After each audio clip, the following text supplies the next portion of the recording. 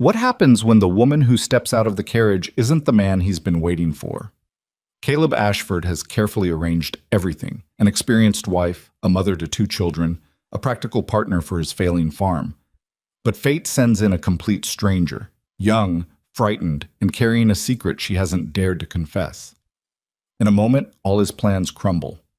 Will he have the courage to see what his heart is deliberately ignoring? Watch to the end, hit like, and comment the name of the city you're watching to let me know how far my story has progressed. The stagecoach was 40 minutes late, which gave Caleb Ashford plenty of time to stand in the October wind and regret every decision that had led him to this moment. He stood at the edge of the depot platform with his hat pulled low and his jaw set in the way it always was when he was forcing himself to go through with something he didn't entirely want to do. The town of Harlow, Wyoming, stretched out behind him. A main street of storefronts, a handful of side roads that petered out into open prairie, and exactly the kind of silence that settled over a place once everyone who could leave had already gone. It was not an ugly town. It was simply an honest one, the kind that showed its wear without apology. He had dressed for the occasion. Clean shirt, coat he hadn't worn since the last funeral, boots that had seen a rag and a tin of wax that morning for the first time in months. He felt ridiculous in them, which was probably appropriate given what he was doing. Standing on a platform waiting for a woman he had never met, who was traveling across 4 states to become his wife, who had agreed to take on 2 children and a half-broken ranch, and a man who hadn't said more than 100 words a day since his wife died 14 months ago. The practical side of it made sense. That was what he had told himself.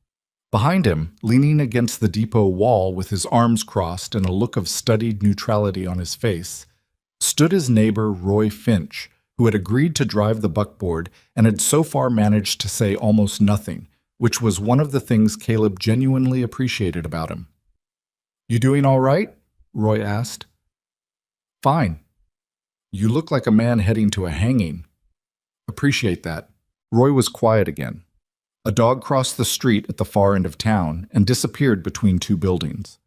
Wind moved through the cottonwoods along the creek bed. Caleb had left the children with Mrs. Dunnett, who ran the boarding house and had strong opinions about everything and had not kept any of them to herself when she heard about the arrangement. "A mail-order bride," she had said, in the tone of a woman biting into something that had gone off. "Caleb, those agencies are full of desperate women and desperate situations." He had thanked her for her concern and left her with the children anyway, because she was good with them even if she thought he was making a serious mistake, and because at that point he had already paid the deposit to the agency and signed his name to enough paperwork that backing out would have cost him money he didn't have. 14 months since Clara died. 14 months of burned porridge and missed school days and watching his daughter Lily cry quietly into her pillow at night because she thought he couldn't hear her through the wall.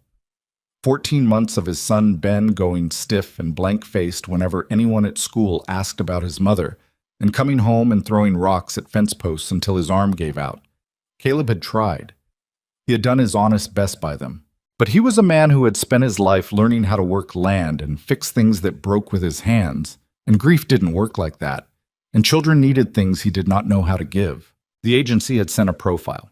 Margaret Holloway, widow, 41 years old, experience running a household, 2 grown children of her own in Philadelphia, looking to establish herself in the West. The letter had been direct and sensible, and had said nothing about romantic notions. That suited Caleb perfectly. He was not looking for romance. He was looking for help. For someone who understood what this was, a practical arrangement between 2 adults who needed something from each other, and who wouldn't arrive expecting things he couldn't provide. He had written back. She had written back. 3 letters in total, none of them long, all of them businesslike. He had liked that about her. The sound of the stagecoach came before it appeared, the knock and rattle of wheels on the rutted road, the percussion of hooves, the driver calling out to settle the horses as they pulled into the depot. Caleb straightened up and put his hands in his coat pockets so they had something to do. The coach door swung open. A man got out first, traveling salesman by the look of him, sample case in hand, already scanning the street for a hotel. Then an older couple, moving slowly, the woman holding the man's arm. Then a pause, long enough that Caleb thought that was everyone. Then she stepped down. She was not Margaret Holloway. He knew that immediately, the same way you know when something is wrong before you can name the specific thing. some internal reckoning that precedes understanding.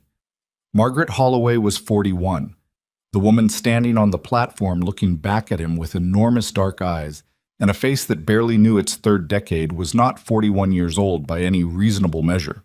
She was slight, with dark hair pinned up under a traveling hat, dressed in clothes that had once been good quality and had been carefully maintained past the point where careful maintenance could do much more for them. She held a single bag in both hands, and there was a white-knuckled quality to her grip that she was clearly trying to disguise. She looked at him. He looked at her. The salesman and the older couple had moved off into town. Roy had gone very still against the wall. "Mr. Ashford?" she said. Her voice was steadier than her hands. "Yes." A pause. The wind moved between them. She seemed to be working up to something, bracing herself against the saying of it. "My name is Naomi Quinn," she said. "I was sent by the Whitmore agency. I know I'm not who you were expecting. I know that, and I'm not going to pretend otherwise." She stopped, swallowed once. "Mrs. Holloway. She took ill 3 weeks ago. Seriously ill. She couldn't travel. The agency was trying to find a replacement, and there wasn't much time, and I was available, so they sent me in her place. They should have written to you sooner. They should have given you the choice. I told them that." She met his eyes directly, which cost her something. He could see it. "I'm sorry. You deserved better than this." Caleb stood very still. He could feel Roy watching him from the wall. He could feel the driver up on the box seat doing something with the harness that required great concentration. He could feel the particular quality of a public moment, the way it had edges. "The agency sent a replacement," he said, "without notifying me." "Yes." "And you agreed to this?" The slight hesitation. "I agreed to try. I understood it was your decision to make." Something moved behind his eyes that he kept off his face. The agency. He had paid the agency $60, which was money he had needed for other things because they had assured him they vetted their candidates and handled every detail professionally. He had believed them because he hadn't had the luxury of not believing them, because there had not been another plan. "How old are you?" he asked. She held herself a little straighter. 24. Mrs. Holloway was 41. Experienced. She'd run a household, raised children. "I know. What experience do you have?" Something moved across her face, briefly, and then it was gone, smoothed over by whatever composure she had come here with. "I can cook, I can clean, and I can manage a household budget, and I learned quickly. I know that's not the same as what you arranged for. I'm not telling you it is." "No," he said. "It is not." Roy cleared his throat softly against the wall. Caleb ignored him. He looked at Naomi Quinn standing on the platform of the Harlow Depot with her second-hand traveling clothes and her single bag and her careful, deliberate steadiness. And he felt something that was mostly anger, and underneath the anger, something he didn't examine too closely, because he had learned in the past 14 months that examining things too closely in unguarded moments led nowhere useful. "The coach goes back east in 2 days," he said. "I'll arrange for a room at the boarding house while I contact the agency. We'll sort out getting you home." She didn't flinch exactly, but something changed in the set of her shoulders, a barely perceptible settling, like a person absorbing a blow they had already known was coming. "All right," she said. "That's your right." He reached for her bag, because whatever else he was, he had been raised with manners, and she let him take it, and they walked in uncomfortable silence toward the buckboard, where Roy was doing an admirable job of looking like he hadn't heard any of it. Mrs. Dunnett's boarding house was a 2-story frame building on the east side of Harlow's main street, with a porch that needed painting and curtains in every window, and the permanent smell of coffee and something baking that Caleb had always found faintly oppressive. He left Naomi in the parlor with Roy's awkward offer of coffee and went to find Mrs. Dunnett, who was in the kitchen and turned from the stove with the expression of someone who had already been told everything worth knowing. "She's young," Caleb said. "I can see that from here. The agency substituted her without telling me. The original woman took ill." Mrs. Dunnett turned back to the stove with the particular economy of motion that meant she had opinions she was organizing. "Shame about the other one. Is she staying?" 2 days, until the coach goes back." A pause. "She seems frightened." "She's in a stranger's town waiting to be sent home. I expect most people would be." I expect most people wouldn't have come in the first place. She set a lid on a pot with a precise click. That took some nerve, Caleb, coming all this way knowing what she was walking into. He didn't answer that. He went back to the parlor. Naomi was sitting in the chair nearest the window, her bag on the floor beside her, her hands folded in her lap. She had taken her hat off, which made her look somehow younger and also somehow more herself. The careful formality of the traveling clothes dropped one small degree, just enough to be visible. She wasn't looking at anything in particular. She had the look of a person thinking through something complicated and not entirely succeeding. She straightened when he came in. "Mrs. Dunnett will show you to a room," he said. "Meals are included. I'll send word to the agency tonight." "Thank you." A pause. "Mr. Ashford." "Caleb." She seemed briefly uncertain about the name, then accepted it. "Caleb, I am genuinely sorry for the way this was handled. I wanted to write to you directly, before I left, to give you the chance to refuse. The agency said there wasn't time. I don't know if that was true or if it was convenient for them." She looked at him steadily. "I think you deserved the choice." He studied her for a moment. 24 years old, alone, sitting in a strange town in Wyoming waiting to be turned back around. He noticed, not for the first time, that she was not asking for anything, not pleading, not attempting to negotiate. She had said her piece and she was letting it sit. "It wasn't your decision to make," he said. "It was the agency's failure." "Yes," she said, "but I was part of it." He left before he could think too long about that. His ranch was 6 miles outside of Harlow, and the drive back along the river road in the late afternoon was one of those painful autumnal things that Wyoming did sometimes. The light going gold through the cottonwood leaves, the mountains going blue and sharp against the sky, everything beautiful and indifferent in the way that open land was always beautiful and indifferent. Roy drove without talking, which was a mercy. The children were still at the boarding house. Mrs. Dunnett had agreed to keep them through supper, given the circumstances. And so the ranch was quiet when Caleb got back.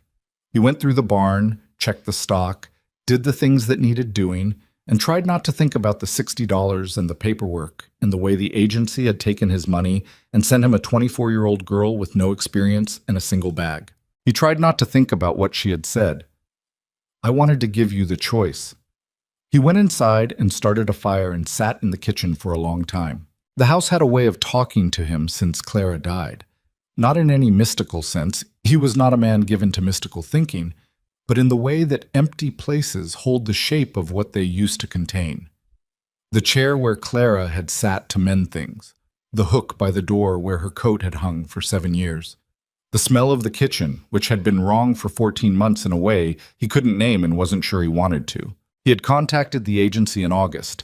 He had not told his children until September, and even then only because Ben had overheard him on the telephone at the post office and had come home with a set jaw and a burning kind of look in his eyes that Caleb recognized because he saw it in the mirror. "Are you replacing Ma?" "No, I'm trying to hold this family together." Ben had gone to his room and not come out for supper. Lily, who was 8 and felt things at a register that made Caleb simultaneously grateful and helpless, had cried for an hour and then crawled into his lap and said she was sorry, and he had held her and not said anything because there was nothing right to say. He had told them the bride would arrive on the Tuesday stage. He had not told them she didn't. He would have to tell them tomorrow. He collected them from Mrs. Dunnett's after breakfast the next morning. Mrs. Dunnett had fed them pancakes and told them nothing, which was either professional discretion or the recognition that it wasn't her story to deliver. Lily was cheerful, which was her natural state when someone had recently given her pancakes. Ben was 11 and had recently decided that cheerful was a form of weakness and maintained a studied composure that would have been almost funny if Caleb hadn't understood exactly where it came from. They drove home along the river road. "Was she on the stage?" Lily asked. She was sitting between them on the buckboard seat, her boots swinging. "There was a woman on the stage," Caleb said carefully. "Is she here? Is she at the ranch?" "She's in town." Ben looked at him from the other side of Lily. 11 years old and already reading silences the way men twice his age did. "What happened?" "The woman I was expecting couldn't make the trip. She took ill. The agency sent someone else." A pause. The horses moved along the rutted road. "Someone else," Ben repeated. A woman named Naomi Quinn. And she's in town, Ben said. Not a question. For now. Lily had gone very still. Is she going home? I haven't decided anything yet. Which was not entirely true, but was more honest than the alternative. Another silence. Lily looked at her boots. Ben looked at the road ahead with that set expression that Caleb had stopped knowing how to read. You should at least meet her, Ben said finally, in a tone that was deliberately neutral, and therefore not neutral at all. I'll handle it, Ben. I know you will. A beat. I'm just saying. Lily didn't say anything. She reached over and put her hand through Caleb's arm and held on, and he let her, and they drove the rest of the way home without talking about it again. He went back to town that afternoon. He told himself it was to send the letter to the agency. He did send the letter, but he also walked past the boarding house twice before he went in, which told him something he would rather not have known about himself. Naomi was in the small sitting room off the parlor, working. She had found, or Mrs. Dunnett had given her, a pile of mending, and she was working through it with a focused efficiency that was somehow startling in someone who was only here for 2 days, like she didn't know how to be idle or couldn't afford to be. She looked up when he came in. I sent the letter, he said. All right. She set down the mending. Thank you for letting me know. He stood in the doorway, which was not the position of a man who had come to say one thing and leave. She seemed to recognize this and waited. What brought you to this? He asked. The agency. She was quiet for a moment. The honest kind of quiet, not the evasive kind. I was living in Harrisburg, she said. I'd been working in a hat shop for 2 years after a situation that left me without much. The shop was closing. I didn't have family to go back to. I had some money saved, not a lot, and the agency advertised in a women's magazine I read sometimes. She paused. It wasn't what I planned for my life. I want to be honest with you about that. But not many things have gone the way I planned. What was the situation? The one that left you without much? The hesitation was brief. I was engaged.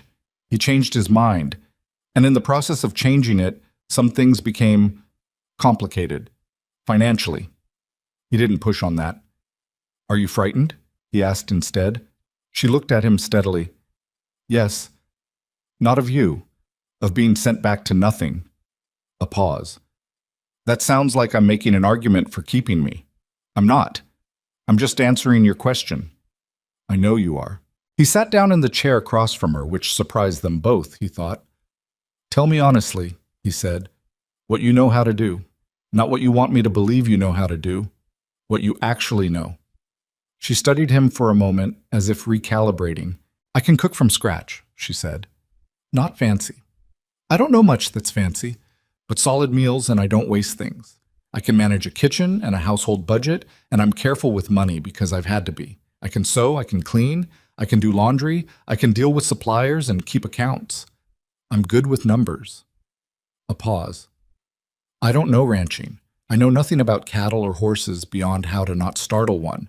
I wouldn't pretend to. My children, he said. What do you know about children?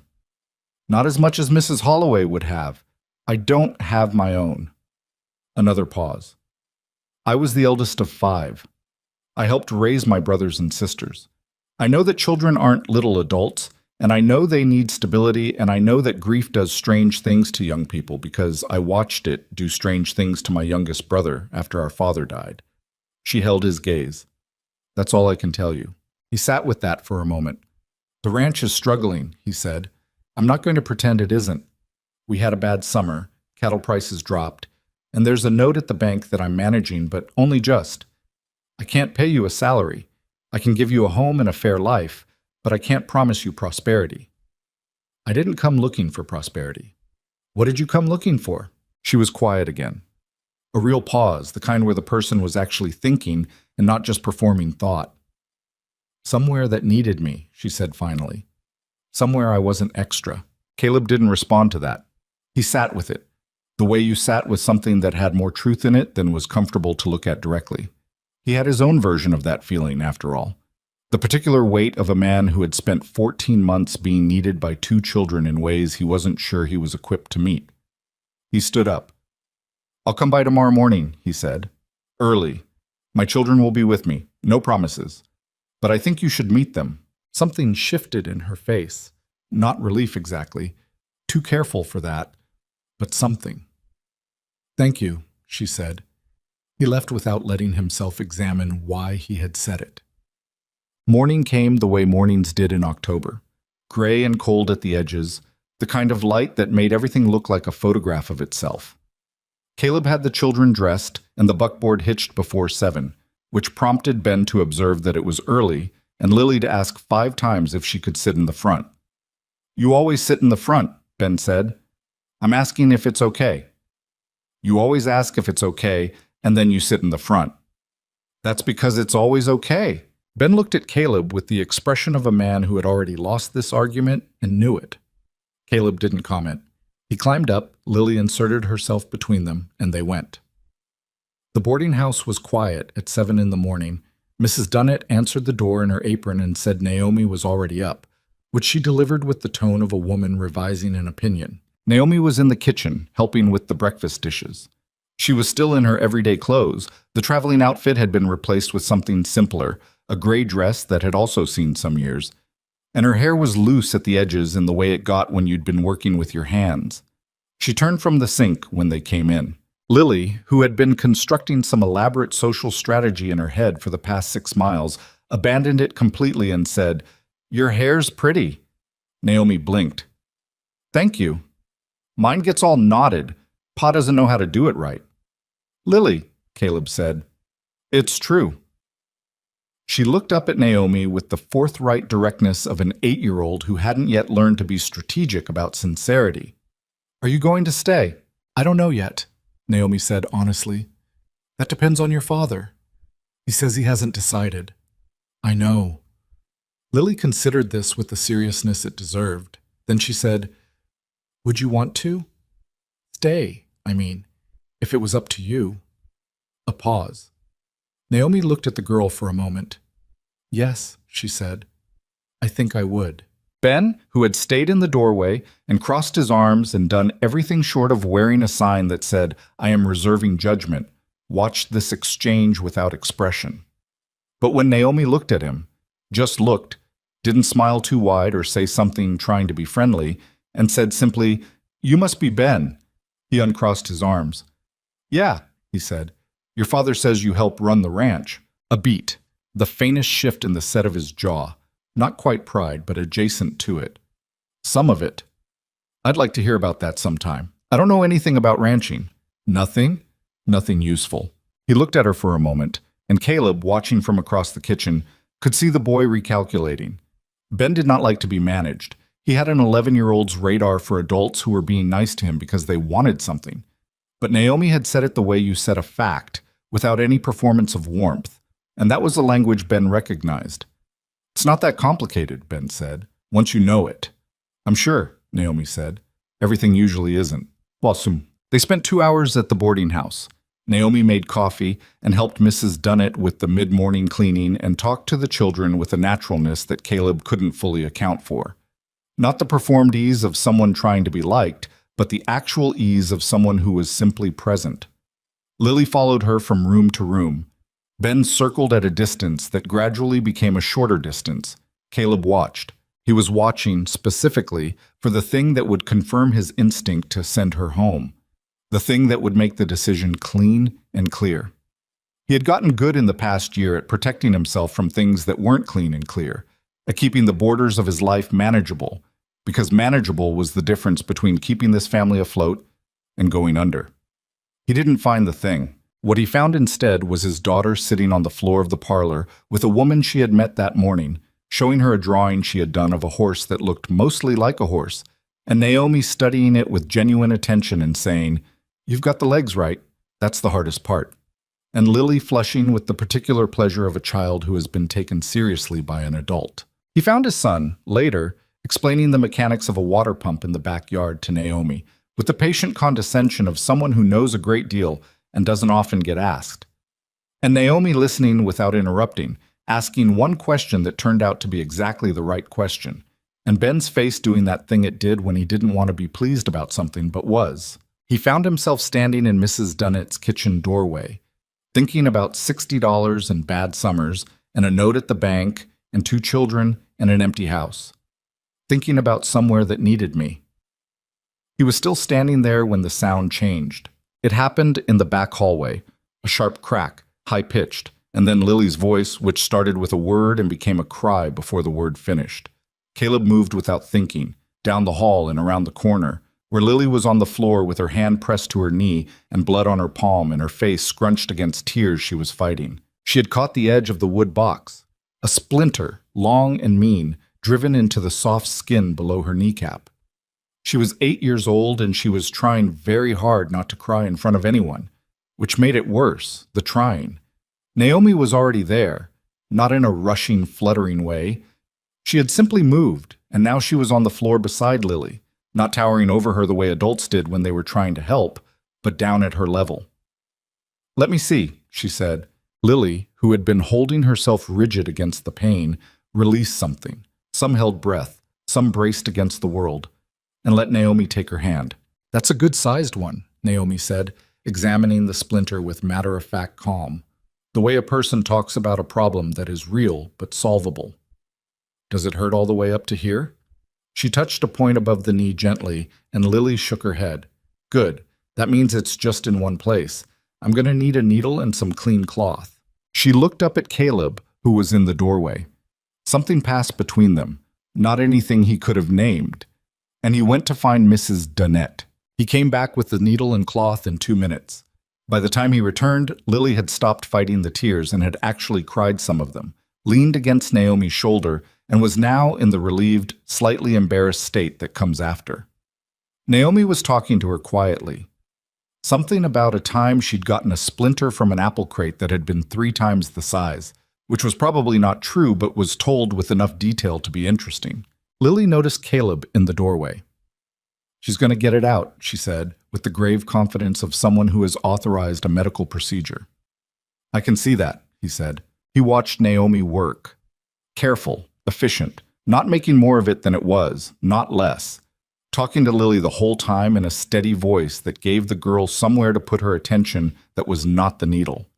When it came free, Lily made a sound that was half pain and half relief, and Naomi held the wound with the clean cloth and said, "There, worst part's done."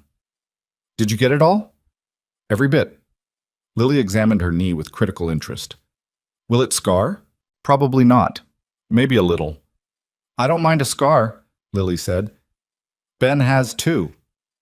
"That's true," Ben said from behind Caleb. He had been there long enough to have watched most of it. One from a fence post and one from a stupid bet. "The bet was not stupid," Naomi said, without looking up from tying off the cloth. "It just didn't go the way you hoped." Ben stared at her. "I didn't tell you about any bet." "No," she agreed. "But you mentioned the scar like you were a little proud of it, so I assumed." A pause. Ben's mouth did something it almost didn't do, something that was almost a smile, and then retreated. "It was a dumb bet," he admitted. "I still say it wasn't." Lily beamed. Caleb stood in the doorway of the boarding house hallway in his good coat and his waxed boots and watched the woman he had come here to send home press a clean cloth to his daughter's knee with hands that did not shake. He thought about the empty house, about the chair where Claire had sat, about a note at the bank and a bad summer and 2 children who needed things he did not know how to give. He thought about 24 years old and a single bag and somewhere that needed me. He thought about the way Lily had leaned. He didn't say anything then. He didn't have words for it, and he was suspicious of words anyway. But something shifted in him, the way things shifted in structures under load. Not a breaking, not a giving way, but a settling, a redistribution of weight.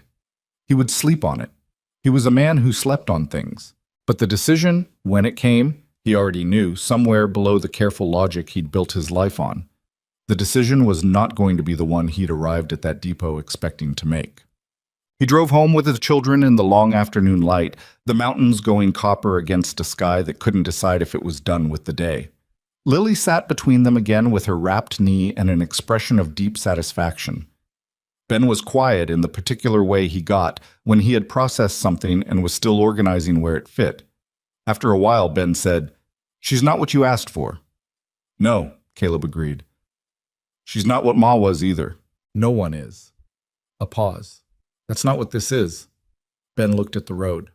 I know. Another pause. Longer. I think she'd be good at it. If you let her. Caleb didn't answer. Lily, who had been listening to all of this with the patient attention of someone who already knew what she thought, said, Are you going to let her? The horses moved along the road. The cottonwoods threw long shadows across the ruts. I'm thinking about it, Caleb said. Lily looked up at him with 8-year-old precision. You already decided, she said. You always say you're thinking about it when you've already decided. He looked down at her. She looked back up at him with Clara's eyes, which she had, exactly, and had no idea what they cost him sometimes. Maybe, he said. She smiled, settled back against his arm, and looked at the road ahead like a person who had already planned the next part of the story. He told her the next morning. He drove back into Harlow before 8 o'clock, before the town had fully committed to the day, and found her in Mrs. Dunnett's kitchen again.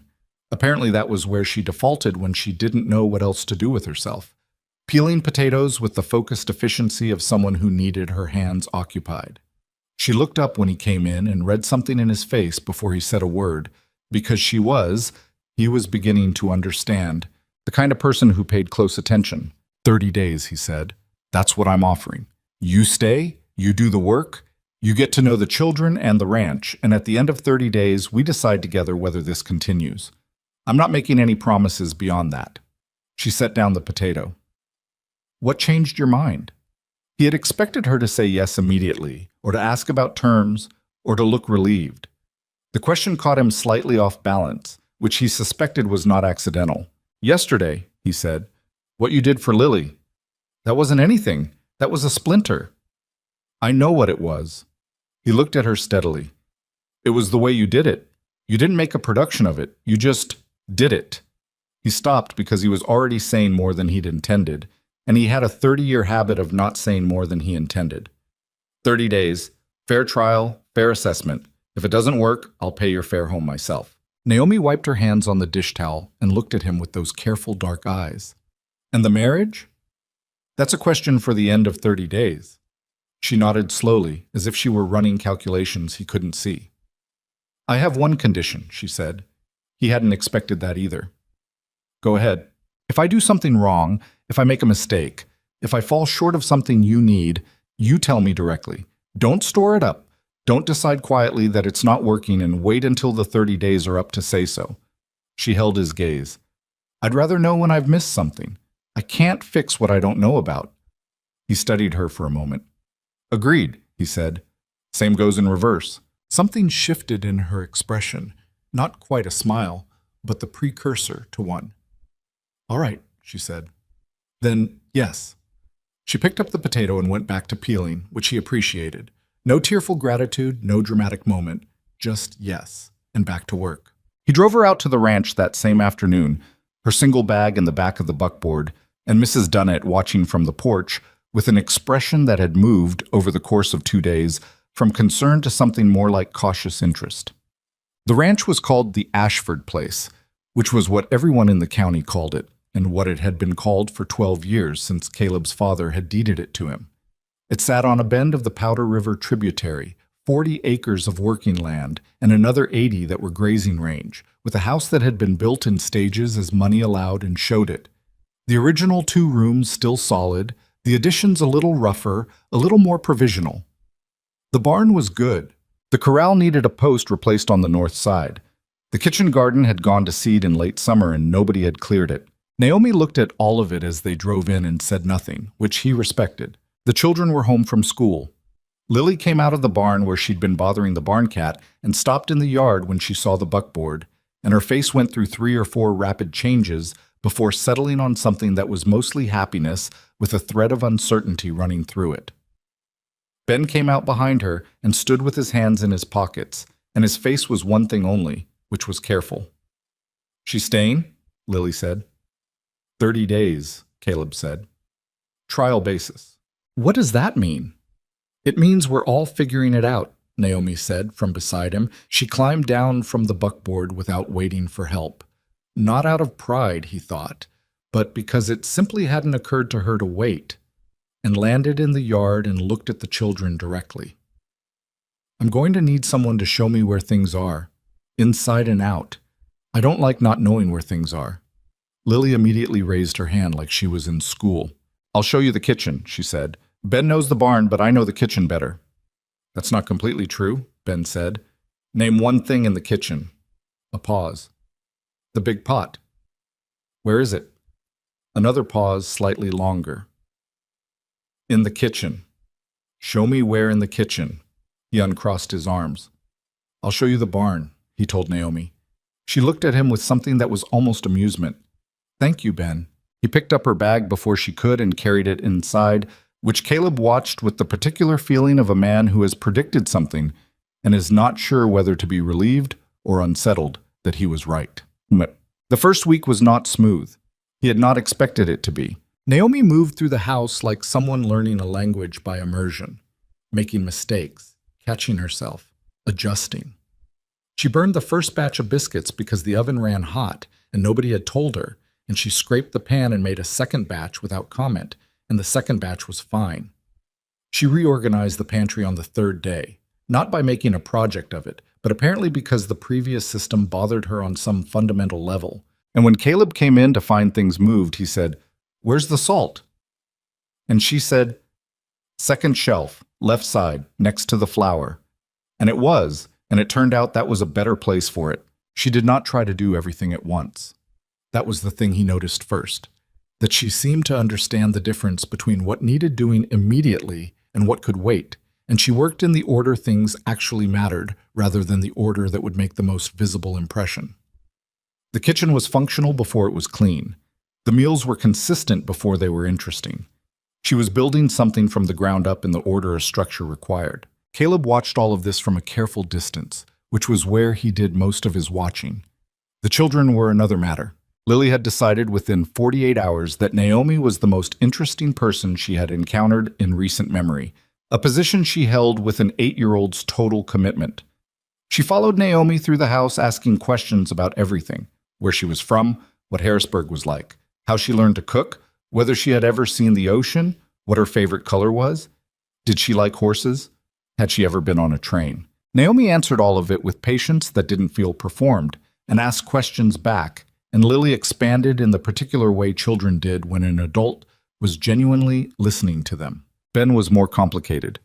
He was 11, and he was Clara's son in more ways than his eyes. He had her habit of watching from the edges before he committed himself, her instinct to test rather than trust, her stubborn streak that ran bone deep and had been both her greatest asset and occasionally her greatest difficulty. He was polite to Naomi, which was different from being warm, and careful, which was different from being open.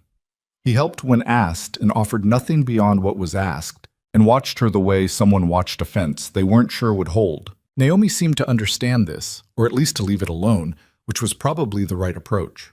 On the fourth day, she asked Caleb what Ben was good at. They were in the kitchen after supper, Caleb at the table with the ranch accounts, the relentless arithmetic of a bad year, and Naomi at the sink with the dishes. The children were in bed. The lamp made a small pool of yellow light, and the wind was going at the windows the way it did in October. At what? Caleb said. In general. What does he care about? What does he do well? Caleb set down his pencil. He thought about it the way he actually thought about it, not the quick parental summary. Mechanics, he said finally. Anything with moving parts.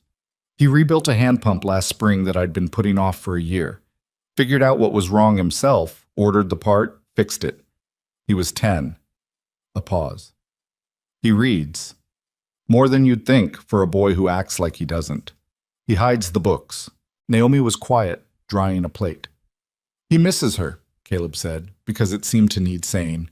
He doesn't show it the way Lily does, but it's in everything he does. The way he's careful about things. The way he doesn't like surprises. He picked up his pencil again. He thinks if he's careful enough, nothing else will go wrong. He comes by that honestly, Naomi said. Caleb looked up. She wasn't looking at him. She was stacking the dried plates with quiet efficiency. But she'd said it, and he'd heard it, and there it was. He could have taken that badly. He considered it for a moment and decided he wouldn't. Probably, he said. She glanced at him then. A sideways thing, brief, checking. And when she saw he wasn't angry, something relaxed in her, small but visible. They worked in silence for a while after that. and the silence was not uncomfortable, which was the first time that had been true. The second week, the ranch started to feel different. It wasn't one thing. It was an accumulation of small things, the way change usually was. Meals at regular times, which the children had not had in over a year, not for any lack of caring on Caleb's part, but because the rhythm of the ranch didn't run to clockwork, and he'd never learned to enforce it. A clean kitchen, which was somehow not just a cleaner kitchen, but a different quality of evening, the end of a working day arriving in a place that didn't look like a continuation of everything going wrong. The kitchen garden cleared and turned, too late for this season, but ready for the next. Laughter, which was the thing Caleb hadn't expected. Naomi was funny, not in any performing way.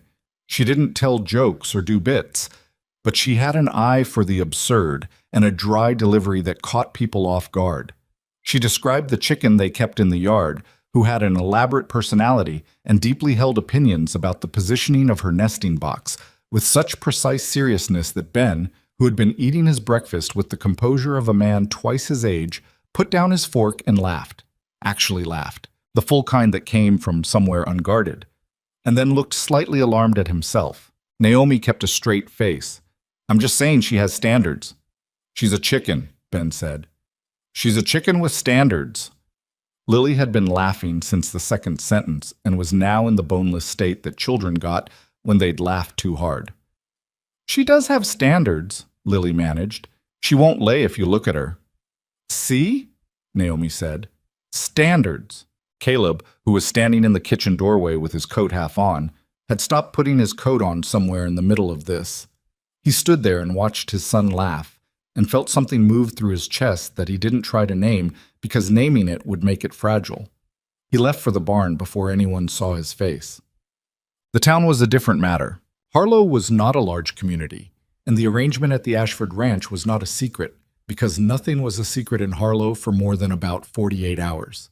People knew that Caleb had sent for a mail-order bride, and that the bride who arrived wasn't the one he'd arranged for, and that he'd taken her in on trial anyway. And people had feelings about all of this, which they expressed in the various ways of small frontier communities. Some sympathetic, some skeptical, some with the particular relish that attached to other people's complicated situations. Naomi went to town for supplies on the 9th day, taking the buckboard herself because Caleb was occupied with a fence line that needed immediate attention, and she had said, when he offered to delay it, that she was capable of driving a buckboard and dealing with a general store without supervision. He had not argued, partly because she was right, and partly because he had made a 30-day agreement with a condition about trust, and he intended to keep it. She came back 3 hours later, pulled the buckboard in with competent hands, and unloaded the supplies without particular comment. He was repairing the corral post and watched her from the corner of his eye. At supper, Lily said, "Mrs. Garvey at the dry goods said you weren't the real bride." A pause around the table. "Lily," Caleb said. "She said it to Mrs. Foster, not to me. I was just there." Naomi set down her fork and looked at Lily with the calm attention she brought to most things. "What Mrs. Garvey said is true," she told her. "I'm not who your father originally arranged for. That's not a secret." "Does it bother you?" Lily asked. "When people say it?" "It bothers me a little," Naomi said honestly. "But what bothers me more is what people might decide from it without knowing the whole story." She picked up her fork again. "There isn't much I can do about what people think. I can only do the work." Ben was looking at his plate. "What do they think?" he asked. Quiet, careful. "I don't know exactly," Naomi said. "Probably some of them think your father made a poor decision. Some of them are probably waiting to see if I leave. Some of them are wondering why a woman would come all this way to a ranch she'd never seen to live with a family she'd never met." She paused. "That's a fair thing to wonder, honestly." "Why did you?" Ben asked. He looked up then. The table was quiet. Caleb held himself still. Naomi considered the question with the seriousness it deserved. "Because I was out of good options in the place I was," she said. "And I thought this might be a better chance than staying where I was. That's the honest answer. It wasn't very romantic." Ben nodded slowly, like that made sense to him, like the honesty of it was the part that mattered. "People don't have to think it's romantic," he said. "People don't know everything." "No," Naomi agreed, "they don't." Caleb reached for the bread and changed the subject, and the conversation moved on. But something had settled at that table that he thought might be more important than he could measure at the time. But the second week brought another problem, because problems on a ranch ran on their own schedule and did not wait for convenient timing. 3 of the heifers had gotten through a gap in the east pasture fence that Caleb hadn't found yet. The fence line went on for half a mile through rough ground, and there was always somewhere it was losing the argument with weather and time. He found the gap on a Thursday morning and spent most of the day on it. And when he got back in the late afternoon, he was tired in the bone-deep way that came from physical work on top of everything else. And he came through the kitchen door and stopped. The kitchen smelled like something that had been cooking for most of the day. Not complicated. A pot roast, the kind of thing you put together in the morning and left to do its work. But the smell hit him in a way that was not straightforward, because it was a smell that belonged to a specific period of his life that had ended, and the ending of it had been the worst thing he had survived. He stood in the doorway for a moment, long enough that Naomi, who was at the table helping Lily with arithmetic homework, looked up. She read his face. She didn't say anything about the smell or ask what was wrong. She said, "There's coffee if you want it," and looked back down at Lily's slate. He crossed to the stove, poured the coffee, stood there a minute. "The fence?" she asked, not looking up. "Fixed." He turned with the cup. "You made pot roast." "I found a good cut at the butcher's when I went to town. I thought it made sense." A pause. "Clara used to make pot roast," he said. He had not meant to say that. It came out anyway. Naomi looked up then. She held his gaze for a moment, steady, careful, and then said, "I can make something else tomorrow." "No." He sat down at the table. "Don't do that. Don't rearrange things around it." He looked at his coffee cup. "It's a good thing to know how to make. The children like it." She was quiet for a moment. Lily was working her arithmetic, apparently absorbed, though Caleb had lived with an 8-year-old long enough to know she was listening to everything. "I'm not trying to replace anyone," Naomi said, low, direct, not defensive. "I know that. I just want to make sure you know I know that." She held his gaze. "I'm not Clara. I'm not trying to be. I'm here to help, and I'm here because I need to be somewhere, and that's the whole of it." He looked at her for a moment. He thought about the way the house smelled and the chair by the window, and 14 months of burned porridge and a child crying through a wall. "I know," he said again, and this time he meant it in a different way, the way that meant he had heard her, actually heard her, not just processed the words. Lily looked up from her slate. 2 times 14, she announced, "is 28. "It is," Naomi said, redirecting without hesitation. "Now carry that, and what do you have?" The kitchen settled back around the arithmetic and the coffee and the smell of something cooking, and Caleb sat there and let it, and did not go anywhere. But the third week, Ben broke. Not dramatically, not in any way that looked like breaking from the outside except to someone who had been watching. It happened on a Saturday, in the barn, which was where Ben went when things were too large for the house. Naomi had gone looking for him because she'd asked him to bring in more wood 40 minutes ago, and he hadn't come back, and she'd noticed, over the past week and a half, that when he disappeared into the barn, it was usually when something was wrong and not when something needed doing. She found him in the far stall, sitting on a hay bale, in the way boys sat when they didn't want anyone to know they'd been crying. Very still, very controlled, the work of composure visible in his jaw and his eyes. She stood in the barn doorway and did not go to him. "I can go get Caleb," she said. "No." "Quick. Don't." "All right." She came in and sat down on the hay bale across from him, not adjacent, not crowding, just in the same space. "The wood can wait." He didn't say anything. She didn't push. After a while, he said, "She used to do that. What you did last Tuesday." "What's that?" "The thing with the lamp. You trimmed the wick a certain way. She did it exactly like that." He looked at the barn wall, not at her. "I don't know why it—" He stopped. "You don't need a reason," Naomi said. "It's stupid." "It's not stupid. It's just a lamp." "It's not just a lamp, and you know that." She kept her voice level, without softness or force.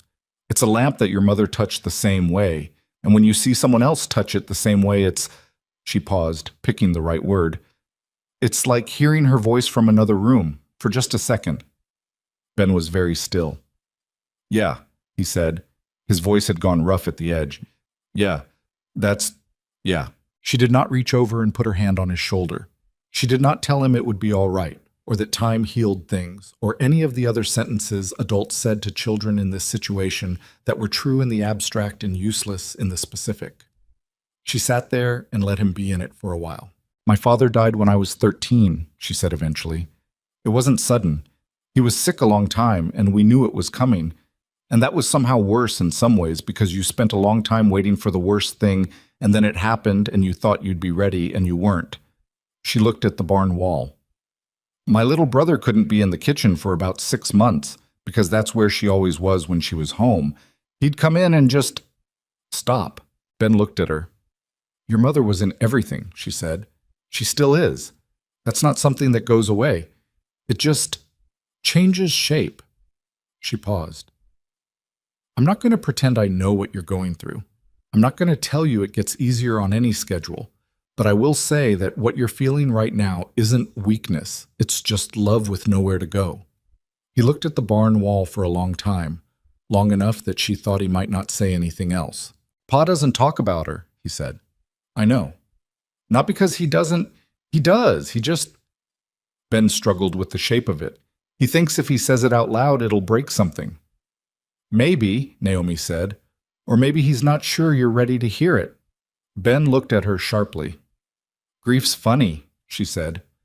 People who love each other spend a lot of time protecting each other from it, which means nobody says it out loud and everybody thinks they're the only one still carrying it. A long silence. The barn settled around them, the particular stillness of an October afternoon.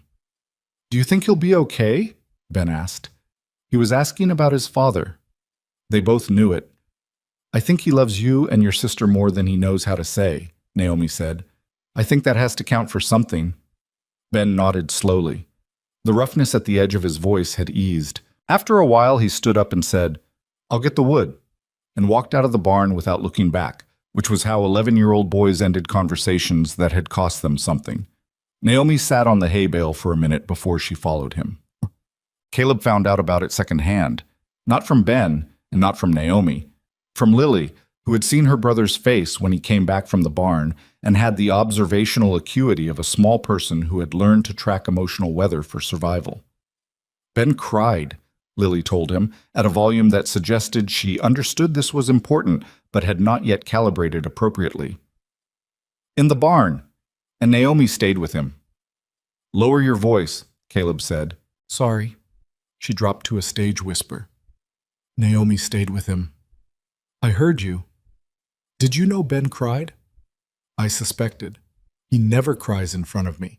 He says boys don't cry, but I think that's not true. It's not true, Caleb agreed. Did Naomi tell you? No? Lily processed this. So she didn't tell you? No. Oh. Another pause. She was in there for a long time. I watched from outside. He looked at his daughter, who had Clara's eyes and his own inconvenient habit of noticing everything. She's good with him, he said. She's good with both of us, Lily said. She's different with each of us, though. Have you noticed? What do you mean? Lily worked on this, the way children worked on language that described things they could feel, but not yet name. With me, she made a gesture with her hands, open, expansive. And with Ben, she's quieter. Not because she doesn't care, because he doesn't like it when people are too much. She looked at Caleb thoughtfully. She noticed that. I don't think she even knew she was doing it. Caleb looked at his daughter for a moment. When did you get so observant? He said. Lily shrugged. I've always been observant. You just don't notice because I'm small. He sent her to wash up for supper and sat at the table for a while in the quiet kitchen and thought about what his 8-year-old had told him and what it meant, and whether he had the right to let it mean what it seemed to mean. The problem was this. He had not planned on her. He had planned on Margaret Holloway, the sensible widow, the experienced household manager, the practical arrangement between two adults who needed something and were honest about it. He had planned on something that would function without requiring him to feel anything about it, because feeling things had a cost he was not sure he could afford. Naomi Quinn was 24 years old, and she had shown up with a single bag and a careful honesty, and she had gotten down on the floor with his daughter and talked to his son in a barn and made pot roast and organized the pantry so that everything was where it made sense, and the house was different now. He could feel it when he walked in. The shape of it was different, the weight. He was not a man who moved quickly toward things. He had learned, over the course of the past year, to be suspicious of his own wanting, to check it against practicality, to make sure it was real and not just the artifact of loneliness, which could make a man see things that weren't there. So he was checking. And what he was finding was that the thing he was feeling when he walked into that kitchen in the evening was not loneliness making things up. It was something else. He didn't do anything about it. It was only the second week, and he had promised 30 days, and he was a man who kept what he promised. But he stopped working quite so hard at staying at the far edge of whatever room she was in. He stopped engineering reasons to be in the barn when supper was ready. He sat at the table and ate with his children and with the woman who was reorganizing his family from the inside out, and he let himself be there, in the simple animal fact of a shared meal, without bracing against it. On the 20th day, Roy Finch came for supper. Roy was not a man who showed up without a reason, and his reason, delivered on the porch before they went in, was that he'd heard things in town that Caleb ought to know about. Things being said about the Ashford Ranch and the woman living there. The specific flavor of things that a small town generated when it felt its social understanding of a situation was being outpaced by the situation itself. What kind of things? Caleb said. The kind where people who don't know the arrangement think they know it anyway, Roy said. Mildred Castor said at the church social that the woman was probably lying about why she came. Said there had to be something she was running from, to come all this way on no notice. Caleb was quiet. I'm not saying it matters, Roy said. I'm saying you should know. It matters to her, Caleb said, if she knows. She probably knows. People in Harlow are not subtle. He went inside, and supper was the way supper had become. The children talking, the food good, the kitchen warm. And if Naomi knew about the things being said, she showed none of it at the table. After the children went to bed, she and Caleb did the dishes, which had become its own quiet rhythm without either of them deciding it, and he said without turning from the window, I heard there's talk in town. A pause in the dish sounds. There is, she said. There's been some for a while. You didn't mention it. It wasn't yours to deal with. She kept washing. They don't know me. They're going to say what people say when they don't have enough information and have strong opinions anyway. I can't stop that. Does it bother you? A longer pause. Honest.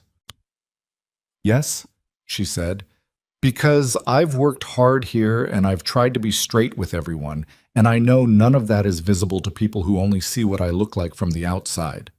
She rinsed a plate. What bothers me more than what they say is the idea that it might make things harder for you or the children, that I might be a problem you have to manage. You're not. I might become one. He turned from the window. She was at the sink, not looking at him, her hands still in the water. Naomi. She looked up. You're not a problem I'm managing, he said. You're someone who has been here 3 weeks and has done every single thing you said you'd do and a number of things you didn't say. He held her gaze. What people say in town is their business until it becomes yours. If it becomes yours, we deal with it together. She looked at him for a moment. Something in her face shifted. Not the relief of a person who had been given something they were desperate for, but something quieter than that. The recognition of a person who has been seen. All right, she said. All right, he said. He went back to the window and she went back to the dishes, and outside the Wyoming night was enormous and cold, and the wind had come down off the mountains and was talking to the eaves, and for the first time in 14 months the house held it without feeling hollow. The 28th day arrived the way the best ones did on the frontier.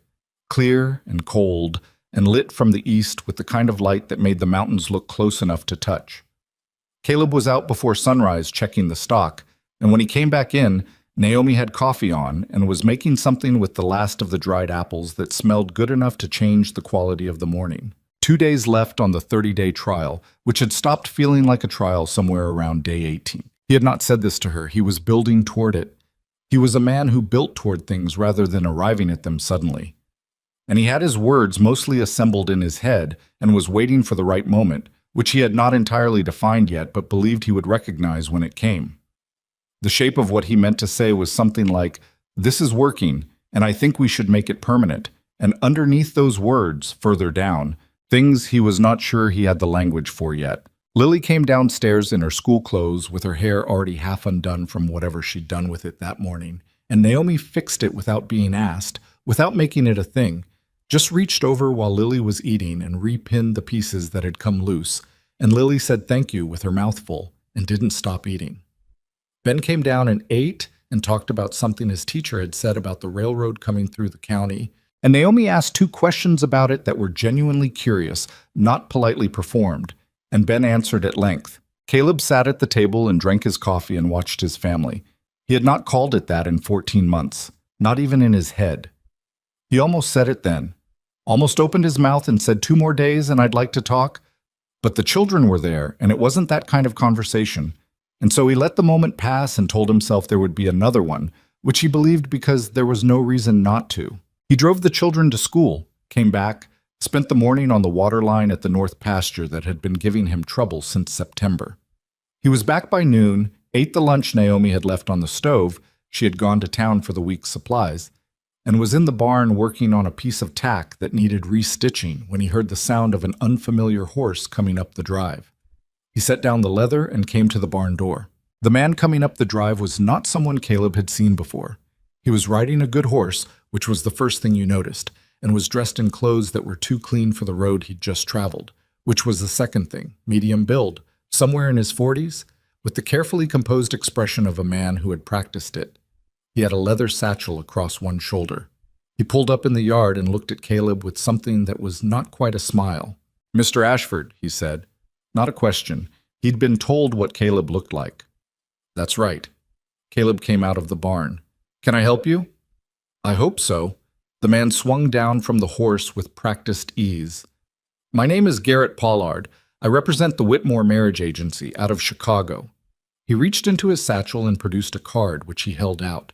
Caleb took it and looked at it without changing his expression. "I've come regarding the matter of Naomi Quinn." Something went still in Caleb's chest. Not alarm, not yet, but a heightened attention, the kind that preceded alarm when you were paying close attention to something. "What matter?" he said. Pollard glanced toward the house. "Is she here?" "She's in town." "What matter, Mr. Pollard?" The man reached into his satchel again and produced a folder of papers, which he held with the deliberateness of a man who knew the weight of what he was carrying. "Mr. Ashford, the agency sent me because there are concerns, serious concerns, regarding the woman we placed with you." He paused. "Concerns we should have investigated more thoroughly before she was sent. I want you to know that the agency takes full responsibility for the inadequacy of our vetting process in this case." The still thing in Caleb's chest spread. "Say what you came to say," Caleb said. Pollard opened the folder. "Naomi Quinn, born in Harrisburg, Pennsylvania. Before she came to us, she was employed as a bookkeeper at a trading company called Hessler and Marsh in Philadelphia." He looked up. "She was dismissed 18 months ago. The reason given was theft. Specifically, the systematic misappropriation of client funds over a period of approximately 8 months. The amount," he turned a page, "was in excess of $400. The yard was very quiet. "We have the dismissal documents," Pollard said. "We have a sworn statement from the owner of Hessler and Marsh. We have," he produced another page, "a record from the Philadelphia Constabulary indicating that she was questioned in connection with the matter, though formal charges were not ultimately pursued, apparently due to insufficient evidence to prosecute." He looked at Caleb directly. "The agency is deeply sorry, Mr. Ashford. We should have found this before she was placed. She gave us a false employment history, and we didn't dig deeply enough." War seconds. Caleb stood in his yard and looked at the papers. His mind went, in spite of himself, to the pantry organized in the order that made sense, to the accounts she'd helped him straighten out, the budget, the numbers she said she was good at. Good with numbers. Because she'd worked as a bookkeeper, which he now knew, for the first time, from a man with a satchel and clean clothes and documents that looked official. "I'd like to leave copies of these with you," Pollard said.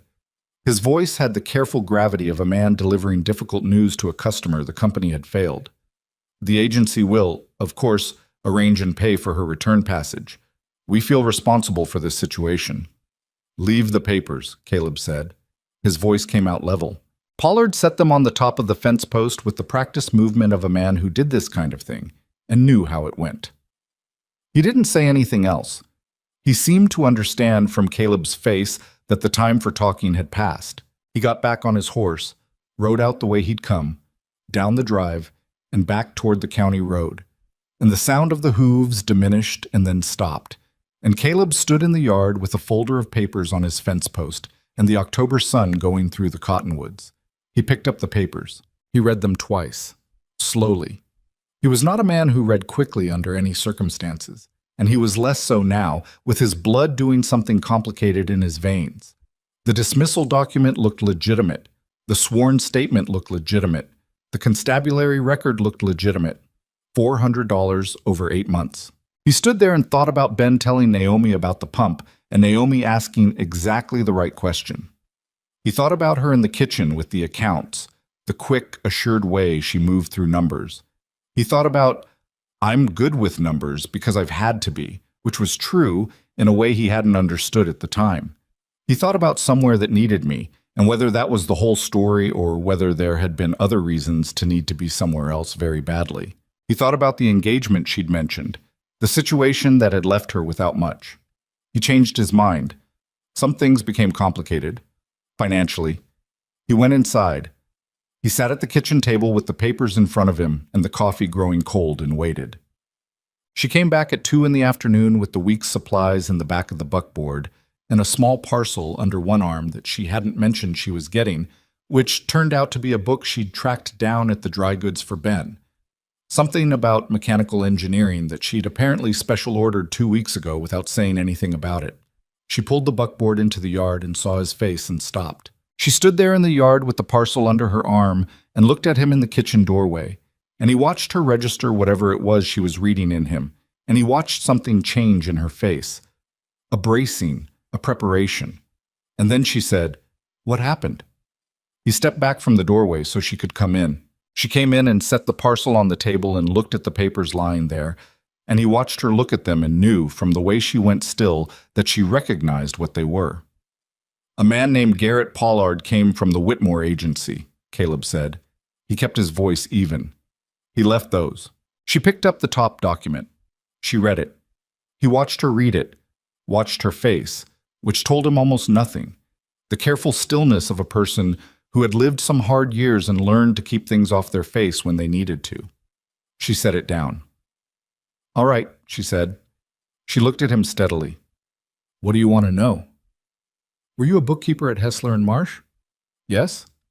"Were you dismissed for theft?" A pause. Not an evasive pause, he thought. A precise one.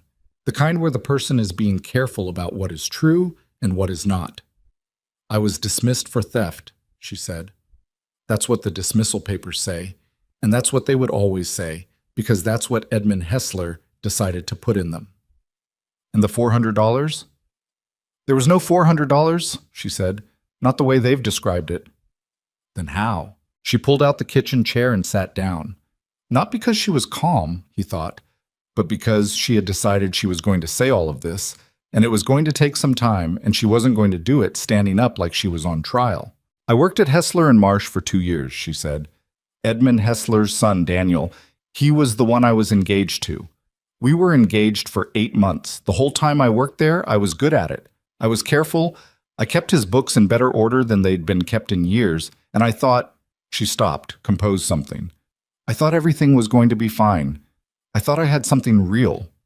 Caleb said nothing, let her speak. "Daniel broke off the engagement in March. I found out later it was because his father had arranged a different match, a woman from a wealthy Philadelphia family who would bring connections the business needed.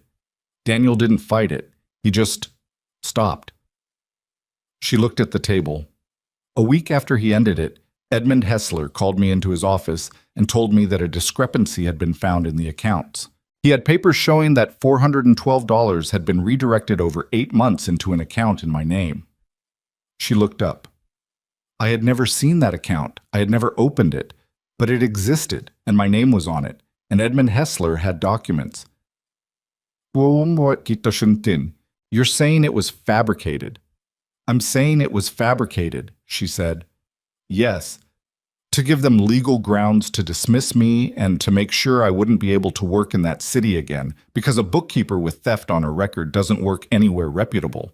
And to make sure, she paused, that I would be too busy trying to survive to make any kind of trouble about the way things had been handled. Caleb looked at the papers. The constabulary record, he said. I went to the constabulary myself, she said. I told them what I believed had happened. They questioned me, they looked at the documents, and they concluded there wasn't enough evidence to prosecute either way, which is the formal way of saying they didn't know who to believe and didn't want the trouble of finding out. A beat. Edmund Hessler is a well-connected man in Philadelphia. I was a bookkeeper's clerk with no family and no money and an ex-fiancée who wouldn't speak in my defense. Caleb was quiet for a long moment. He looked at the papers and then at the woman across the table from him, who was sitting straight and looking at him without flinching and had told her story in the flat, factual way of someone who had already decided a long time ago that she was going to tell the truth about it or not tell it at all. He wanted to believe her. That was the thing he was aware of, with an uncomfortable clarity. He wanted to believe her, and that wanting was exactly the kind of thing he was supposed to check himself against. Why didn't you tell me, he asked, before you came, or when you arrived? She looked at him steadily. Would you have let me stay if I had? The question sat between them. No, he said, because it was true. I know, she said. I know that. I told myself I'd earn the right to tell you, and then I'd tell you. I was building up to it. She paused.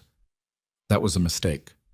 I should have told you sooner, regardless of what it cost me. He stood up and walked to the window.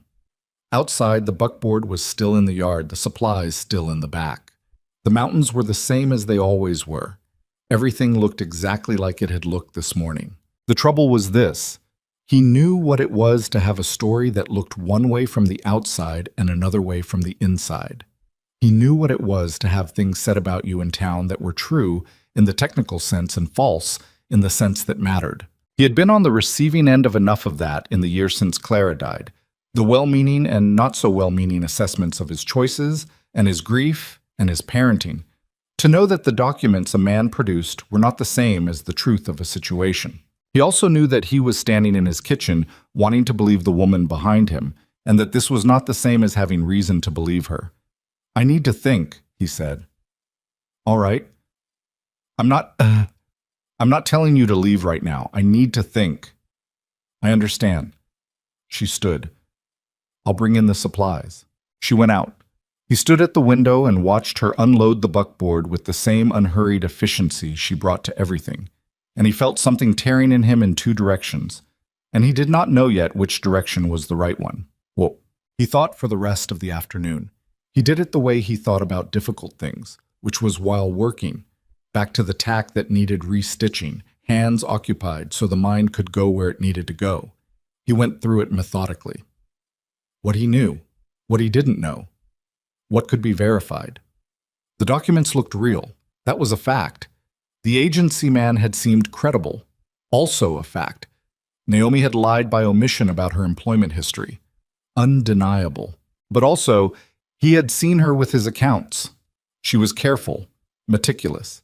She had flagged 2 small errors in his own record-keeping without being asked, with the matter-of-fact precision of someone who genuinely could not walk past a mistake. If she had stolen $400 systematically over 8 months, she had done it from inside a careful, conscientious professional life, which was possible, but which did not match anything else he had observed about how she operated. And also, Garrett Pollard had come from the Whitmore agency, the same agency that had taken $60 from Caleb without properly vetting Naomi. The same agency that had sent her without notifying him, the same organization he already had reason to distrust, showing up with documents to tell him the woman was a thief. He sat with that. He sat with it a long time. The children came home from school at 4:30, and supper happened the way it happened, and Caleb sat at the table and ate and was quieter than usual, which Lily noticed, and Ben noticed, and Naomi noticed, and none of them said anything about. After the children went upstairs, Naomi cleared the table, and Caleb sat there and finally said, "Tell me about Daniel Hessler." She stood with a stack of plates, set them back down. "He was 28, she said. He'd worked in his father's firm since he was 22. He could be very kind. I thought he was very kind." She paused. "I think he was kind when it wasn't complicated. When it became complicated, he wasn't. When it became complicated. When his father told him what the match needed to be and what the alternative would cost him." She pulled the plates toward her. "He made his choice. I can't fully fault him for it. Edmund Hessler was not a man you argued with easily." A pause, quieter. "But I fault him for the other part, for not stopping his father, for knowing what Edmund intended to do to me and not doing anything to prevent it."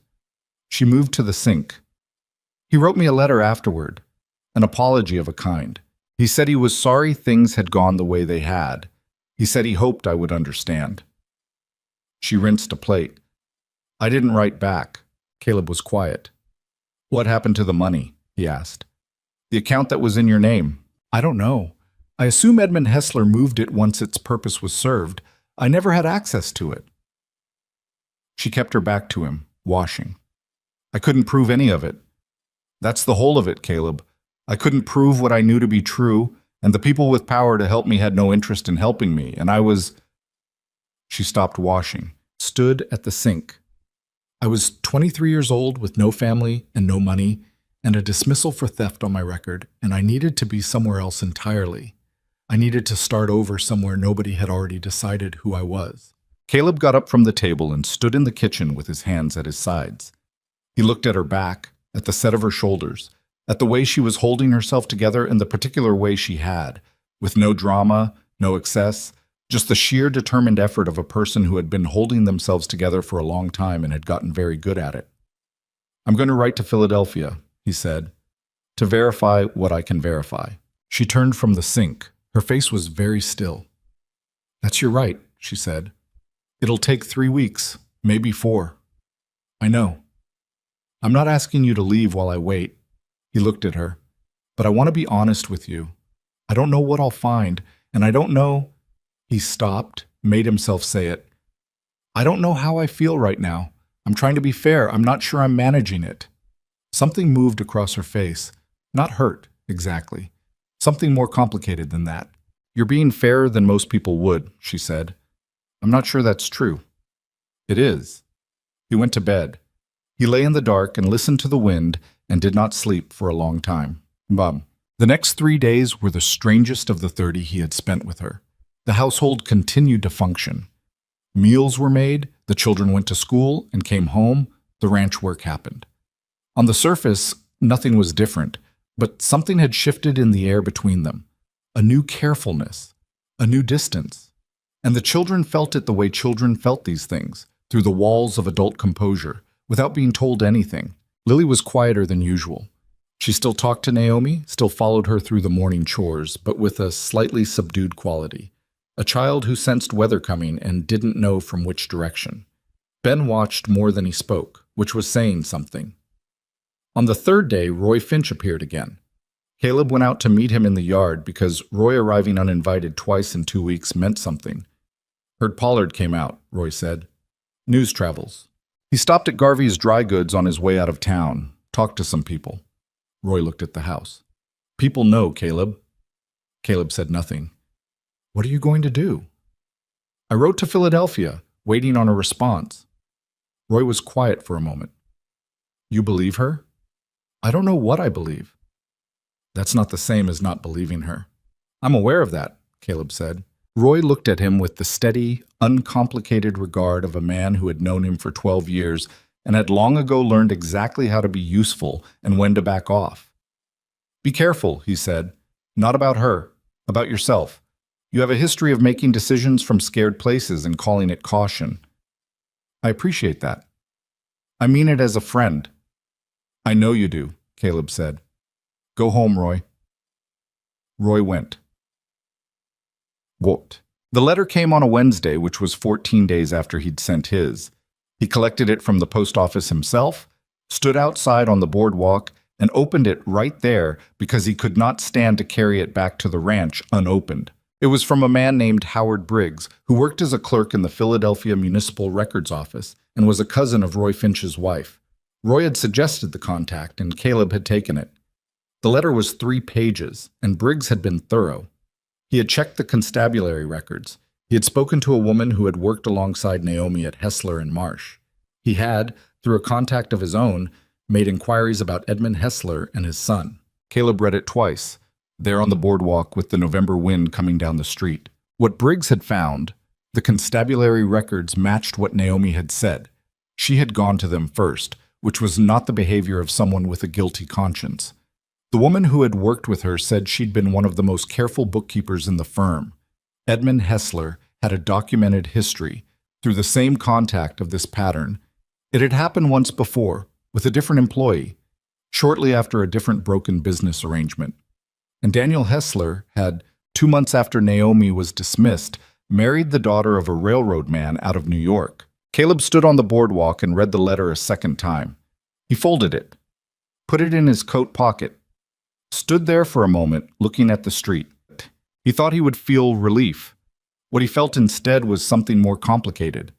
The particular discomfort of a man who had already started to move in a direction before he was sure of his ground, and now had the ground confirmed, but was standing in the space between where he'd stood and where he should go. And the space was not comfortable. He had not sent her away. He had not asked her to leave. He had told himself this meant he was being measured, careful, fair. He drove home. He came in and she was at the table with the accounts. His accounts, which she had been helping him straighten out for 3 weeks.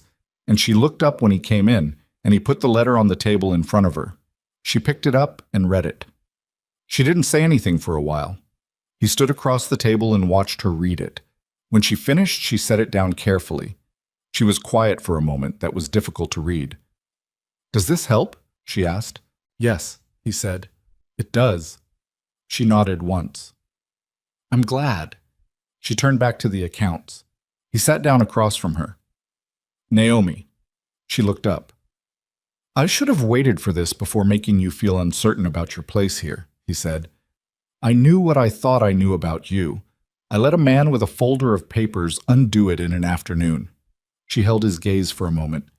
"You were trying to be careful." "I was trying to protect myself," he said. "That's not exactly the same thing, and I knew that while I was doing it." Something changed in her face, and he thought this was the closest he had seen to her composure actually reaching its limit. She held it, but it took an effort. "I should have told you sooner," she said, "before he came. I knew it was a risk. I kept telling myself there would be a better time." A pause. "There never is there? A better time?" "No," he said. "There usually isn't." They sat across from each other in the kitchen, the accounts between them, the letter from Philadelphia on the table, the afternoon light going gray through the windows. And that was when the door opened. He hadn't heard the buggy. He hadn't heard any approach at all, which later he would think about, the strange silence before it. The door opened, and it was not one of the children, because the children were at school. It was Pollard, and he was not alone. There was a woman with him, thin, dressed well, with the tight expression of someone who had crossed a great distance and was furious about the reasons. Caleb stood. "Mr. Ashford," Pollard said. He looked at Naomi with an expression that was something between satisfaction and something uglier. "I'm sorry to come unannounced again. This is Mrs. Eleanor Voss. She is a business partner of Edmund Hessler, and she has traveled from Chicago specifically." "Get out of my house," Caleb said. Pollard blinked. "Mr. Ashford, I think you need to hear—" "I said get out of my house." Caleb did not raise his voice. He didn't need to. He moved to the door in 2 steps and held it open. "Whatever you came to say, I don't want to hear it. I've had the information I needed verified independently. I know what happened in Philadelphia, and I know how it happened, and I know who sent you the first time and why." Pollard looked at the letter on the table. Something recalculated behind his eyes. "Mr. Ashford, you took $60 from me to run a vetting process you didn't run," Caleb said. "You sent me a woman without my knowledge or consent. You then sent a man with fabricated documents to undermine her. I don't know what you were paid to do that, but I know you were paid to do it, and I know by whom." He looked at the woman in the doorway. Mrs. Voss, who had the look of someone whose plan was not going the way it had been designed to go. Tell Edmund Hessler that his documents did not have the effect he hoped for. And tell him that if anyone from his organization contacts this ranch again, I'll be writing to the county sheriff and the state bar about the manner in which this agency does business. The woman said nothing. Pollard said nothing. They left. Caleb closed the door. He stood with his hand on the door for a moment, his back to the room. Behind him, Naomi said nothing. He turned around and she was sitting at the table with her hands flat on the surface, looking at him, and her face had completely given way. Not in tears, not in any dramatic collapse, but in the release of something that had been held a very long time. The specific exhaustion of a person who has been braced against something for so long they have forgotten what it feels like to not be bracing. "You knew," she said, "before they came. I read it an hour ago." He came back to the table. "I should have said all of that the minute I came through the door instead of having the conversation we had first. You said what needed saying." She looked at her hands on the table. "I thought, when they came through the door, I thought you might hear them out. I thought you might—" She stopped. "What?" "I thought you might decide it was too complicated," she said, quietly. "That I was too complicated. That it was easier to believe them than to take on all of this." He sat down across from her. 2 days ago, I might have," he said. It cost him something to say that. He said it anyway. She looked at him. "I'm not proud of that," he said. "I know how it felt to be on this side of it the past 2 weeks. I know what I was asking you to live with while I figured it out. It wasn't fair." "You were trying to protect your children," she said. "I was trying to protect myself," he said for the second time. "My children were part of it, but they weren't the whole of it. The whole of it was that I was scared and it was easier to believe the worst than to trust something I wasn't sure I was ready to trust." The kitchen was very quiet. Outside, somewhere down the drive, a horse moved. Probably Pollard and his companion, leaving. The sound diminished and then was gone. "I need to say something," Caleb said, "and I want you to hear it as what it is and not as something I'm saying because of the letter or because of today." She waited. "You belong here," he said. "Not on trial, not provisionally. You've been here 30 days, and in 30 days you have—" He stopped, because the language was inadequate, and he knew it, and he was not a man comfortable with the inadequacy of language, but he pressed forward anyway. "You've put this family back together in ways I didn't know it needed." Ben laughs. "Lily has her hair done right. The accounts make sense. The house is—" He looked at the table. "It's not empty anymore." She was very still. "I know what I want to offer you," he said. "I know that. I knew it before Pollard came the first time, and I let myself get scared away from it, and I'm done being scared away from things I know." He looked at her. "I'm not going to say it the right way, and I'm not going to make it into more than it is right now, because I think we've both had enough of things being more than they are. But I want you to know—" The door burst open. Not Pollard. Lily. She came in the way she came in from everything, in a rush, her school bag swinging, and she pulled up short when she read the room, the way children did, that immediate atmospheric sensing, and her face went through several versions of uncertainty. Is everything, She looked between them. "Everything's fine," Caleb said. "You look serious." "We were talking." Lily looked at Naomi. Naomi looked back at her. Something passed between them. Some understanding that went through the particular channel that had opened between a woman and a girl over the course of 30 days, and Lily's face settled. "Ben's coming," she reported. "He stopped to look at something in the ditch. He'll be 5 minutes." "Wash your hands," Caleb said. She went. They listened to her feet on the stairs. In the kitchen, Caleb and Naomi sat across from each other in the fading afternoon light, and neither of them finished the sentence that had been interrupted. But Naomi reached across the table and picked up the letter from Philadelphia, the one that said what she had said was true, had always been true, and folded it neatly and set it on top of the accounts. "Thank you," she said. Quietly. Just those 2 words. "You don't need to thank me for believing the truth," he said. "No," she agreed, "but I'm thanking you for going and finding it."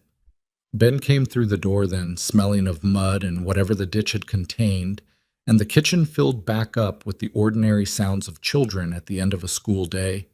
And Caleb sat at his table and felt the weight of the afternoon settling around all of them like something laid down after a long carry. He would finish what he'd started to say. He knew that. He would find the moment and he would say it, and it would be real because it was true, and not because he was afraid of anything anymore. What he did not know, what neither of them knew, sitting in the warmth of the kitchen while the children tracked mud and argued and filled the room with the specific chaos of being alive, was how little time remained before everything broke apart. It came 2 days later. It came on a Friday in the late morning, and it came in the form of a different man from the agency. Not Pollard, but someone older, with the authority of someone who ran things rather than delivered messages. And this time he brought not just documents, but a witness. The witness was a woman from Harrisburg who said she had known Naomi Quinn for 3 years. And what she said, sitting across the kitchen table from Caleb with Naomi standing by the stove and the man from the agency at the door, was this: that Naomi had stolen from the hat shop where she'd worked in Harrisburg. That she had a pattern of this, moving from place to place, taking what she could, presenting herself as something she wasn't. The woman said it all very calmly and specifically. She named amounts and dates and names of shop owners. Naomi said, "That is a lie." And her voice was steady, but her face had gone pale in a way Caleb had not seen before. The agency man produced more papers, more documents, more signatures. And Caleb, who had just spent 2 weeks frightened, who had just gotten a letter that told him to trust, who had just said to himself that he was done being scared away from things, felt something crack open in him that he recognized from 14 months ago. The crack of loss. The specific, terrible sensation of something you had started to count on being yanked from under you. "Caleb," Naomi said. She looked at him. "This is the same thing. This is Edmund Hessler or someone working for him. Look at me." He looked at her. He wanted to see what he'd seen for 30 days. He wanted to see the woman who had fixed his daughter's hair and sat with his son in the barn and said somewhere that needed me. But the documents were there, and the witness was there, and the agency man was there, and his heart was doing the thing it did when things went wrong, shutting itself down, door by door, the way he'd learned to do when Clara got sick and he couldn't stop it, the way a man learned to protect himself when protection was all he had left. He looked at Naomi, and for one terrible moment he saw not what he knew, but what he feared. "Get out," he said. The words came out before he had decided on them, which was the worst part. He heard them as if someone else had said them. Naomi stared at him. "Caleb, I need you to leave," he said. His voice was flat and terrible, and he knew it and couldn't stop it. "Take your things. I'll arrange for Roy to drive you to town." Her face did something then that he would spend a long time trying not to remember. Not anger, not tears. Just a final, very quiet closing. The way someone closed a door they had opened with great care and great hope and were now walking away from forever. "All right," she said. She went upstairs. The agency man said something about the return arrangements. Caleb said nothing. He stood in his kitchen and listened to the sound of the single bag being packed, and he did not go upstairs and he did not stop her. And outside the sky was the gray of November over Wyoming, and the wind was coming and there was a storm in it. She came down 20 minutes later with the bag. She did not look at the agency man or at the witness. She looked at Caleb. "I want you to know," she said, "that everything I told you was true. All of it. What happened in Philadelphia, what happened in Harrisburg, all of it." She held his gaze. "I know you don't believe that right now. I know what those papers look like. But I need you to know that I'm telling you the truth." He said nothing. She walked out. He stood in his kitchen and listened to Roy's buckboard. Roy had arrived, as if he'd known, which he probably had because Roy Finch had an uncanny sense of when he was needed, pull away down the drive. He stood there until the sound was gone. The agency man left. The witness left. The house was quiet in the way it had been quiet for 14 months before a woman arrived on the Tuesday stage with dark eyes and a single bag and a kind of careful honesty he had not known what to do with. Ben came home at 4. He came in the door and stopped. He read the kitchen, the empty space where things had been, the particular silence, and he looked at his father with the dark knowing eyes of an 11-year-old who had already learned what loss felt like. "Where is she?" he said. Caleb couldn't answer. Ben looked at him for a long time. "What did you do?" he said. Ben's question hung in the kitchen like smoke. "What did you do?" Not what happened. Not where did she go. What did you do? The specific, accusatory grammar of a child who had already assembled the facts and was asking his father to account for them.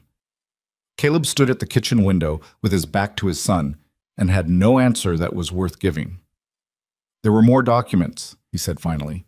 More accusations. A witness. From the agency. Yes, the same agency that lied the first time. The words landed the way a flat stone landed on still water. Not dramatically, just true, spreading in all directions. Caleb turned from the window. Ben was standing by the door with his school bag still over his shoulder and his face doing the thing it did when he was past the point of hiding what he felt, which was rare enough that the sight of it did something to Caleb's chest. I don't know if they lied this time, Caleb said. Yes, you do.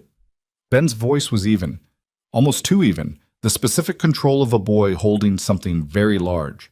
You knew when you looked at her. I could see it from the door. Caleb said nothing because he didn't have anything to say to that. She told the truth, Ben said. Every time.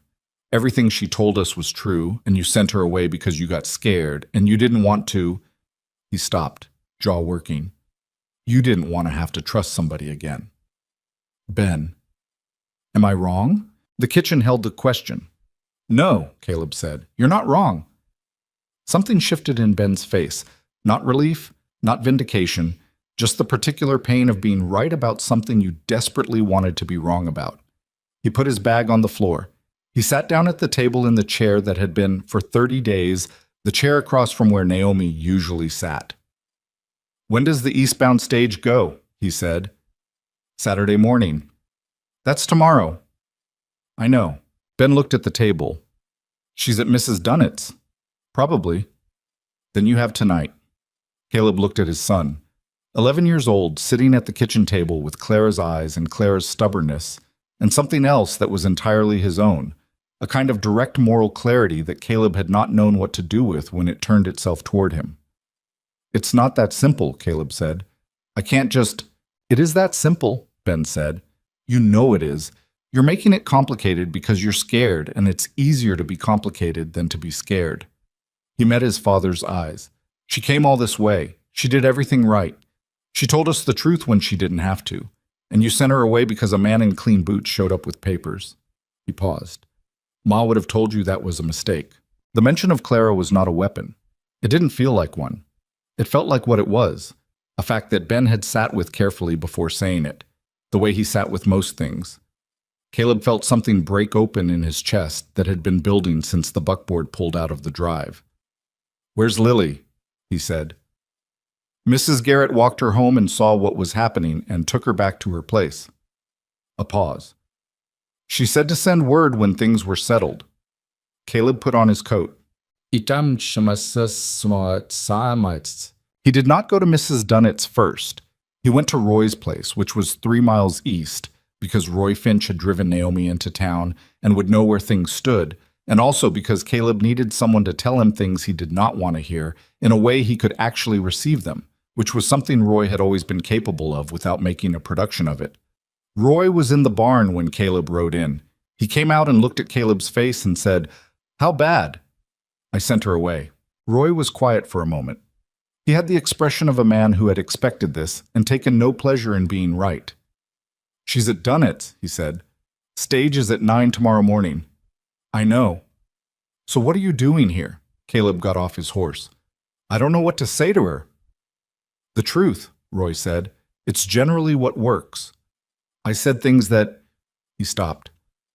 I didn't say anything. That was the problem. I just stood there and let her go and didn't say a word in her defense. Yeah. Roy didn't soften that. That was the problem. She's not going to... She has every reason not to hear me out. She does, Roy agreed. That doesn't mean she won't. Caleb looked at the barn wall. And if she doesn't? Then you live with that, Roy said. Same as you live with everything else. But you don't get to skip the part where you go and say it. What if I say it wrong? Roy looked at him for a long moment with the patience of someone who had known him for 12 years and understood the specific ways in which Caleb Ashford was his own worst obstacle. Caleb, he said, you've been saying the wrong thing or nothing at all for 14 months, and somehow your children still love you, and your ranch is still standing, and that woman lived in your house for 30 days and looked at you the way she looked at you. You're not going to word yourself out of this. Just go." Caleb got back on his horse. Oh. Mrs. Dunnett answered the door with an expression that told him she had been expecting him and was not sure he deserved to be expected. "She's in the back room," she said. "She hasn't come out for supper." "Is she all right?" Mrs. Dunnett gave him a look that said the question was both necessary and inadequate. "She's composed," she said, "which is different from all right." She stepped aside to let him in. "Don't make it worse, Caleb." He walked through this boarding house to the back room, which was the smaller of the two guest rooms, and had a window that looked out on the alley and the back of the hardware store. He knocked. A pause. "Who is it?" "Caleb." A longer pause, long enough that he thought she wasn't going to open it. The door opened. She was still dressed, hadn't changed for the evening, and her hair had come down on one side and she hadn't fixed it, and she looked at him with an expression that was the most closed he had ever seen on her face. Not angry, just closed, the way things closed when they'd been opened too many times and needed to stay shut for a while. "What do you want?" she said. "To talk." "You didn't have much to say this afternoon." "I know." She looked at him steadily. He could see the cost of just standing there, the deliberate act of not shutting the door, of giving him whatever this was. "5 minutes," she said. She stepped back. He came in. The room was small.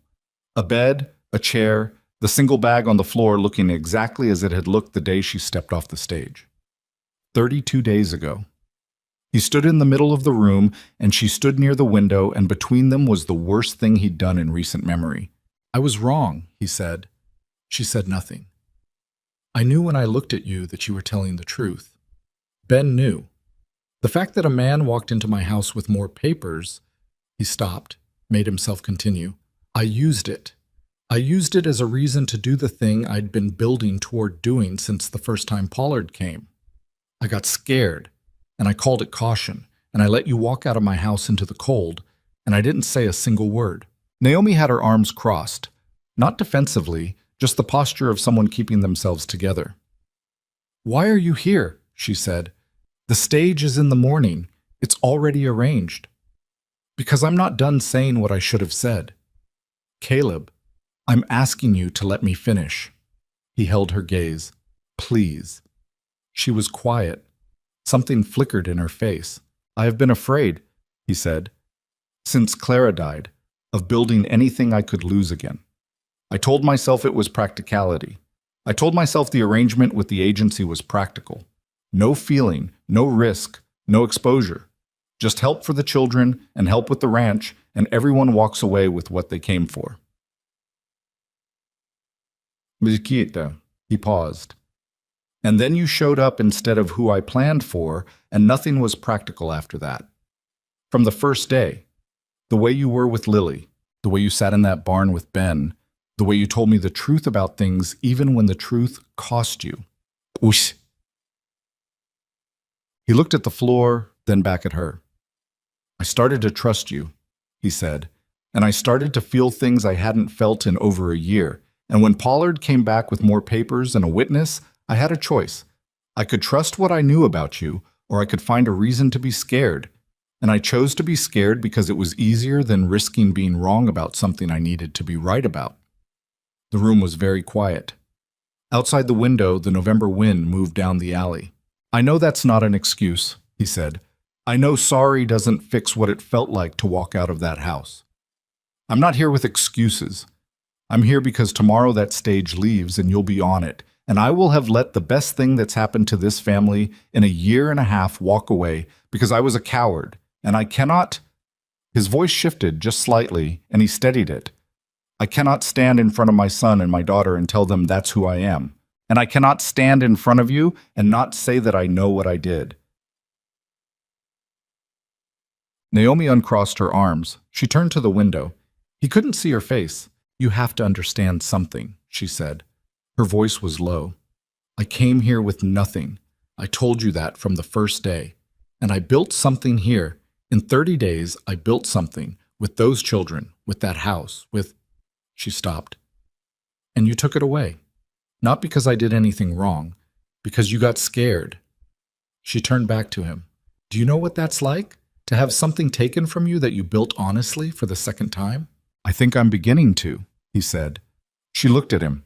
I'm not asking you to forget it, he said. I'm not asking you to pretend this afternoon didn't happen. I'm asking us. He stopped because he had gotten to the part he hadn't rehearsed, the part that came from somewhere below the prepared words. I'm asking if there is any part of you that believes I can be better than I was today. Because I believe it. Not because I feel good about myself right now. I feel terrible about myself right now. But because I have spent 30 days watching you operate, and I have learned something from it about what it looks like to actually trust a person. Naomi looked at him for a long time. What did Ben say? She said. The question was unexpected. He almost smiled in spite of everything. He said I was scared, and I was making it complicated because scared was easier than complicated. He's 11 years old. He's smarter than I am. Something shifted in her face. The closed quality didn't open exactly, but it changed, became less a barrier and more a door that might, with sufficient reason, move. I'm not making any decisions tonight, she said. All right. I mean that. I'm not going to tell you yes or no in this room tonight because I'm angry and I'm tired and I don't trust myself to decide things clearly in that condition. All right, he said. That's fair. Come back in the morning, she said, before the stage, and say what you have to say in the daylight when I'm not angry. He looked at her. What I have to say. You've been building towards something for a week, she said. You didn't finish it yesterday, and you didn't finish it tonight. If you have something real to say it tomorrow in the daylight and mean it. He held her gaze for a moment. I'll be here at 7, he said. She nodded once. He left. He did not sleep. He lay in the ranch house in the dark and listened to the wind and went through things in his head in the methodical way he went through difficult things.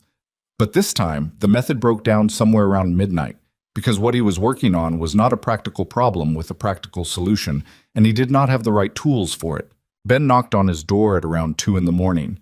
Caleb said, "Come in," and Ben came in and sat on the edge of the bed in his nightclothes, with his hair disordered and the look of a boy who also hadn't slept. Did you talk to her? Ben said. Yes. And? I said what needed saying. She told me to come back in the morning. Ben absorbed this. Is she going to stay? I don't know. A pause. I think I need to ask her properly. In a way I should have asked a long time ago. Ben was quiet for a moment. Then, are you going to? Yes. Ben nodded slowly. He sat there for a minute in the dark. This boy who had been through a year and a half of things no 11-year-old should have to carry, who had stood in the kitchen that afternoon and asked his father, what did you do with the kind of directness that came from someone who'd learned the cost of things not being said? She fixed things, Ben said. Not all at once. She just kept doing the next thing, even when things were hard, even when you were, he paused, distant. I know. I don't want to go back to before, Ben said. Not dramatically, just the flat truth of it. I know that too. Ben got up. He went back to his room without another word. Caleb lay in the dark and thought about what it meant to have raised a child like that, with whatever mess and grief and failure had been the texture of the past 14 months, and to have a child like that look at him and tell him what was true. He got up at 5. He did the morning chores in the dark with a lantern, fed the stock, fixed the split rail on the north corral that he'd been putting off for a week. He worked because he could not do nothing, because his hands needed to be occupied while the rest of him prepared for the thing he was going to do. At 6:30, he hitched the buckboard. He told Ben he'd be back with her, or he'd be back alone and he'd explain either way. And Ben said okay, in the careful way that meant he was holding something tightly. He drove to Harlow. The town was only beginning to be awake at 7 on a Saturday morning. Smoke from the hotel chimney, a man walking his horse toward the livery, the particular stillness of a street that hasn't decided to be a street yet. He tied up in front of Mrs. Dunnett's and knocked. She answered already dressed, which meant she'd been up for a while, which meant she'd known what this morning was.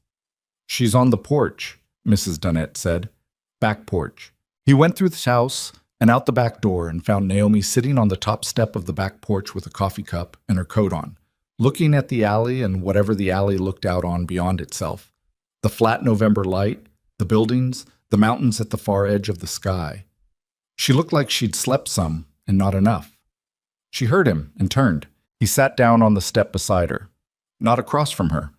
Beside her. She moved slightly to make room and handed him the coffee cup without being asked, and he drank from it and handed it back. And for a moment they just sat there in the early morning cold of Harlow, Wyoming, not saying anything. Then he said, "I want you to marry me." She was quiet. "Not as a trial," he said. "Not as an arrangement or a practical solution or a 30-day assessment. I want you to marry me because you are the most honest person I have been in the same room with in a long time, and because my children are better with you than without you, and because I am better with you than without you. And I know that, and I have known that for weeks. And I let fear talk me out of it yesterday, and I am done letting fear make my decisions." He turned to look at her. She was looking at the alley. "I am not good at this," he said. "I want to be honest about that. I am not good at saying what I feel before it becomes a problem. I am not good at trusting things until they've proven themselves 6 ways, which is unfair to the things. I have a ranch with problems and 2 children who are not easy and a 1.5 years of grief that is still in the walls of that house." He paused. "I'm asking you to take that on, knowing all of it, and I am promising you that what you get in return is someone who will never again let a man with a folder of papers talk him out of knowing what he knows." Naomi turned the coffee cup in her hands. "You're asking me to trust you again," she said. "Yes. After yesterday. Yes. That's a large thing to ask." "I know it is," he said. "I'm asking anyway." She looked at the mountains over the rooftops at the end of the alley. He looked at them too. November had sharpened them to something almost painful, the kind of clarity that only came with cold. "What changed?" she said. "Between this afternoon and now? What actually changed?" He thought about it the way she deserved, actually thought about it, didn't reach for the easy answer. "Ben asked me what I did," he said, "not what happened. What did I do? And I had to stand there and know the answer." He paused. "I've spent a 1.5 years making decisions from a scared place and calling it responsibility. Yesterday was the worst version of that. And I am tired of being the scared version of myself. I am tired of protecting myself at the expense of everything worth protecting." Naomi was quiet for a long moment. "I need something from you," she said. "Tell me." "I need it to not be words," she said. "I've had enough of words this week. I need it to be something real, something that costs you something, so that I know it's not just this morning, and then we go back to the ranch, and everything is the same. And the next time something frightens you, I'm the thing you let go of again." He understood that. He had known, somewhere in the sleepless hours of last night, that she would need this. "All right," he said. He stood up. She looked up at him. "Where are you going?" "Main Street," he said. "Garvey's will be opening, and Mildred Castor will be walking to the dry goods because that's what she does on Saturday mornings. And Roy will be in for his mail." Naomi stood slowly. "Caleb, you said you needed something real," he said. "Something that costs something." He looked at her. "Come with me." She came. They walked through the boarding house and out onto the main street of Harlow in the early morning. And he did not walk ahead of her or behind her, but beside her. And he did not look like a man doing something difficult. Or rather, he did look like that. But he was doing it anyway, which was the relevant thing. Garvey's dry goods was open. Through the window, Caleb could see 2 women inside and Roy Finch at the far end of the counter, and the salesman who'd been in town 2 days and hadn't left yet. He pushed open the door. The bell above the door announced them. Roy turned. The 2 women turned. The salesman, out of politeness, turned. Behind the counter, Frank Garvey looked up from the books he'd been going over. Caleb stopped in the center of the floor with Naomi beside him. "Morning," he said, dressing the room, all of it, without picking a specific face. A murmured morning in return.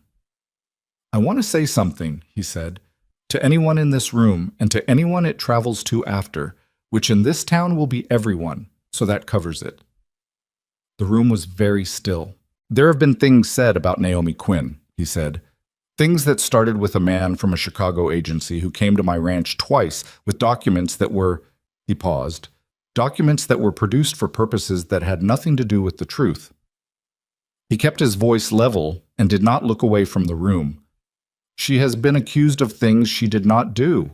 I know that. I have verified it. And I want everyone in this room and everyone outside this room to know that whatever doubts have been circulating about her character, those doubts were manufactured. And I should have said so loudly and clearly the first time, instead of letting it sit while people made up their minds about her. Mildred Castor, who had come in sometime in the first 10 seconds, was standing by the thread display with an expression that had gone through several phases and landed on something that was at least partially mortified. Roy was looking at Caleb with an expression that could not be described as anything other than satisfied. She has been in my home for 30 days, Caleb continued. She has been good to my children and good to my ranch and honest with me even when honesty cost her. She came here as a stranger and she worked without complaint and without drama, and she told me the truth about things that were difficult to tell. He looked at the women by the thread display. Whatever you have heard about her, if it came through the Whitmore Agency or anyone connected to a man named Edmund Hessler in Philadelphia, it was a lie. And I should have defended her in this town from the beginning, and I did not, and that's on me. Silence. Roy said from the counter, "Took you long enough." Frank Garvey, who was a practical man and didn't waste time on ceremony, said, "What are you buying, Caleb?" The room shifted back toward morning. Naomi beside him was looking at nothing in particular with the expression of someone who had prepared for a quiet walk back to the stagecoach and found something else entirely. He looked at her. "I'm not done," he said quietly. "Not to the room. To her." She looked at him. He turned back to the room, and to Roy specifically, because Roy was the one who mattered most in this town and had been his witness for 12 years. "I'm asking Naomi Quinn to marry me," he said, "properly, with full knowledge of everything, of the ranch, of the children, of the kind of man I am and the kind of man I'm trying to be. And I'm saying it here because she asked for something that cost something, and the thing that costs me something is being wrong in public, which I have been, and saying so in the same public." He turned to Naomi. She was looking at him with something in her face that was so unguarded it was almost difficult to look at directly. Not a wall, not a careful composure, not the measured distance she'd maintained for 30 days of trial and uncertainty. Just her, in the morning light of a dry goods store in Wyoming, taking in what had just been said. "I'm asking," he said, "just to her now. Not because I have to, not because the arrangement requires it, because you're the person I want to ask." The room was very quiet. Naomi looked at him for what felt like a long time, but was probably 4 seconds. "I heard what you said," she said. "Last night and this morning and just now. I know. And I need you to understand something before I answer." She held his gaze. "If I say yes, it is not because I have nowhere else to go. I want to be clear about that. I made it to 30 days in that house, and I could make it on my own if I needed to. I'm not saying yes because I'm out of options." "I know that," he said. "I know that about you." "I'm saying it because I want to be sure you know I have a choice," she said. "That it matters, that I'm choosing." "It's the only thing that matters," he said. She looked at him another moment. He could see her working through it, not stalling, not performing hesitation, but doing the actual work of a person making a real decision. "Then yes," she said. "But we do this honestly. From here forward, everything honest." "Everything honest," he said. Roy started to say something, and Mrs. Dunnett, who had apparently materialized in the doorway at some point, gave him a look that stopped him. Mildred Castor, to her credit, looked at her thread and said nothing at all. Frank Garvey went back to his books. They walked out of Garvey's into the main street of Harlow, with the morning getting properly started around them.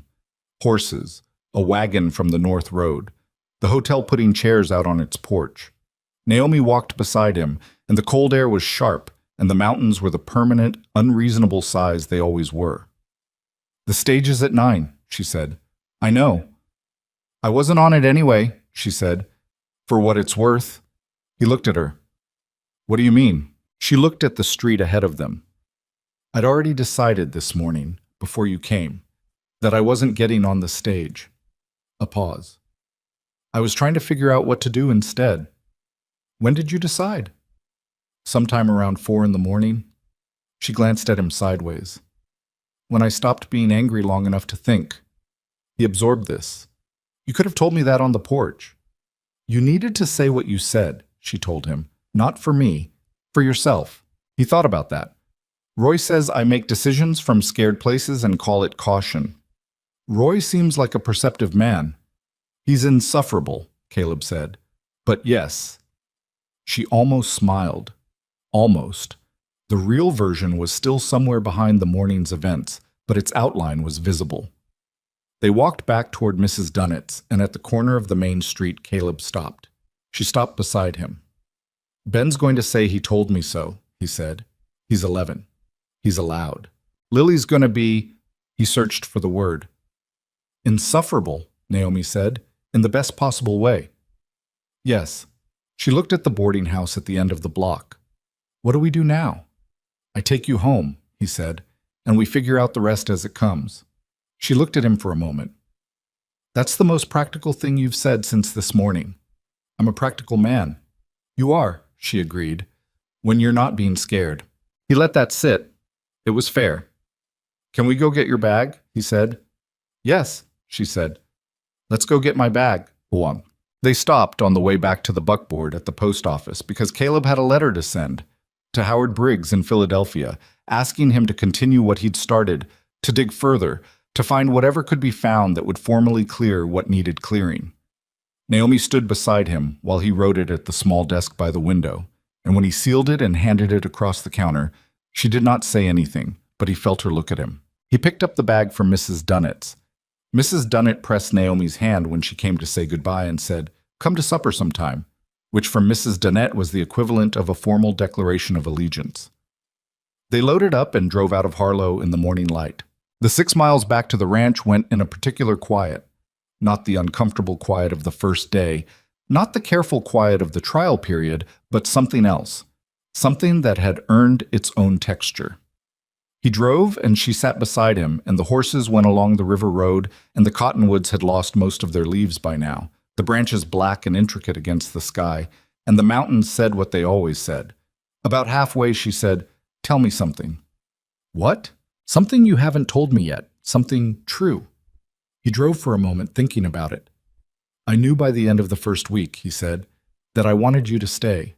Not for practical reasons. I told myself it was practical, but I knew it wasn't." She was quiet. "And the 30-day trial," he said. "I'd already made my decision on about day 15. I just didn't know how to say it without it meaning more than I was ready to say it meant." She looked at the road. "What were you afraid of?" "That it would go wrong," he said. "That I would trust it, and it would go wrong, and I'd be back where I was. That the children would trust it, and it would go wrong, and I'd have done that to them again." "And now?" He thought about it honestly, the way she'd been honest with him from the beginning. "Still afraid," he said, "but less afraid of the wrong thing. I was afraid of losing something. I should have been afraid of throwing it away." She nodded slowly. "That's the difference, isn't it? Between things that happen to you and things you do." "Yes?" "For what it's worth," she said after a moment. "I was afraid too. I've been afraid the whole time." "Of what?" "That I would do everything right and it still wouldn't be enough. That it would turn out that there wasn't room for me here. Not really, not permanently, and that I'd have done all of it for 30 days and then gone back to nothing." She looked at the road. "That's a specific kind of afraid? When you work for something knowing you might lose it anyway." "I know that kind," he said. "I know you do." They drove on. The ranch came into view at the bend. The barn, the house, the corral, with the patched post on the north side that she'd watched him fix 2 weeks ago. The same creek, the same mountains, the same and different. As they pulled into the yard, the kitchen door opened and Ben came out.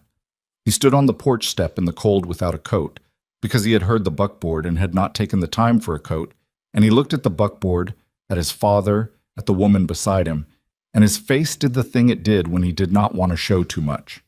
He turned and went back inside. 30 seconds later, he came back out with Lily's coat and his own, and behind him Lily came through the door like a small, fast-moving weather event, and she got down the porch steps and crossed the yard in about 4 steps, and threw herself at Naomi before Naomi had fully climbed down from the buckboard. Naomi caught her. She held Lily the way she'd sat beside Ben in the barn. Not too much, not too little, just present. Lily buried her face in Naomi's coat and held on. Ben came down the steps more slowly. He stopped at the edge of the yard, hands in his coat pockets. He looked at Naomi and then at his father with a look that said what it said. "She's staying?" he said. "She's staying," Caleb said. Ben looked at the ground for a moment.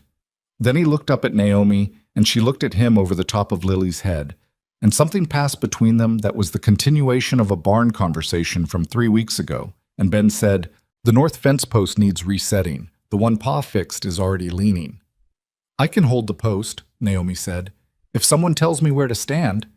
Ben almost smiled. He turned toward the barn. "I'll get the tools," he said.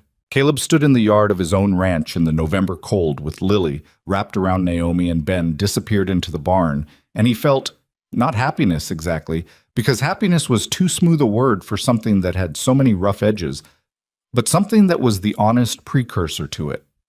The particular feeling of a man who has gone to the edge of losing everything and come back with something real in his hands. Not easy, not perfect, not the practical arrangement he had engineered with the agency back in August.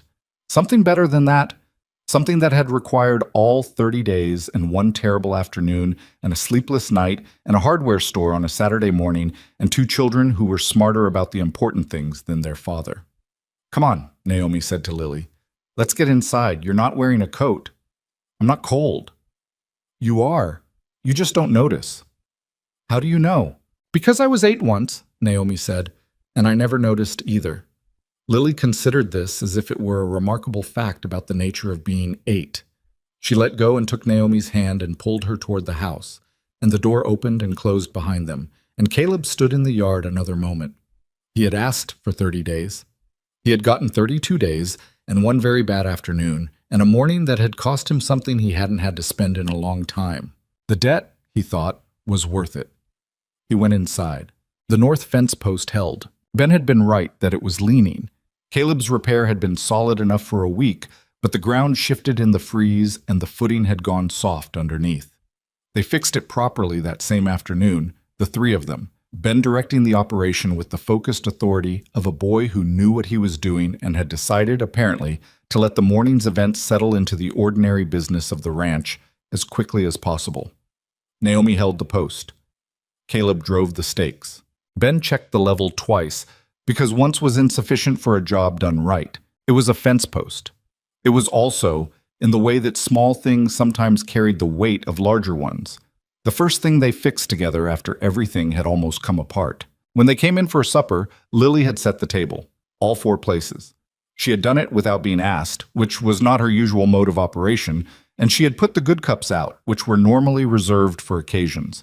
And she looked at Naomi when they came through the door with an expression of absolute satisfaction, as if things had returned to their correct position in the universe and she had known all along they would. Nobody said anything about the morning. Not directly. There was among the 4 of them a tacit agreement that what had happened was known and understood and did not need to be performed for one another's benefit. That was something Caleb noticed in the weeks that followed, how they had moved, collectively, past the need to narrate their own story to themselves. What had happened had happened. What was true was true. They were building the next part. Howard Briggs wrote back from Philadelphia 6 weeks later. The letter was the longest yet, 4 pages, close written, and what it contained was the kind of information that took time and patience and the right contacts to assemble. Briggs had found a former clerk at Hessler and Marsh who had left the firm the same year as Naomi and was, it transpired, willing to speak plainly about what he'd witnessed. He had found a second woman, a supplier's wife, who had seen the account documentation before it was formally presented to Naomi and had always thought the timing of it strange.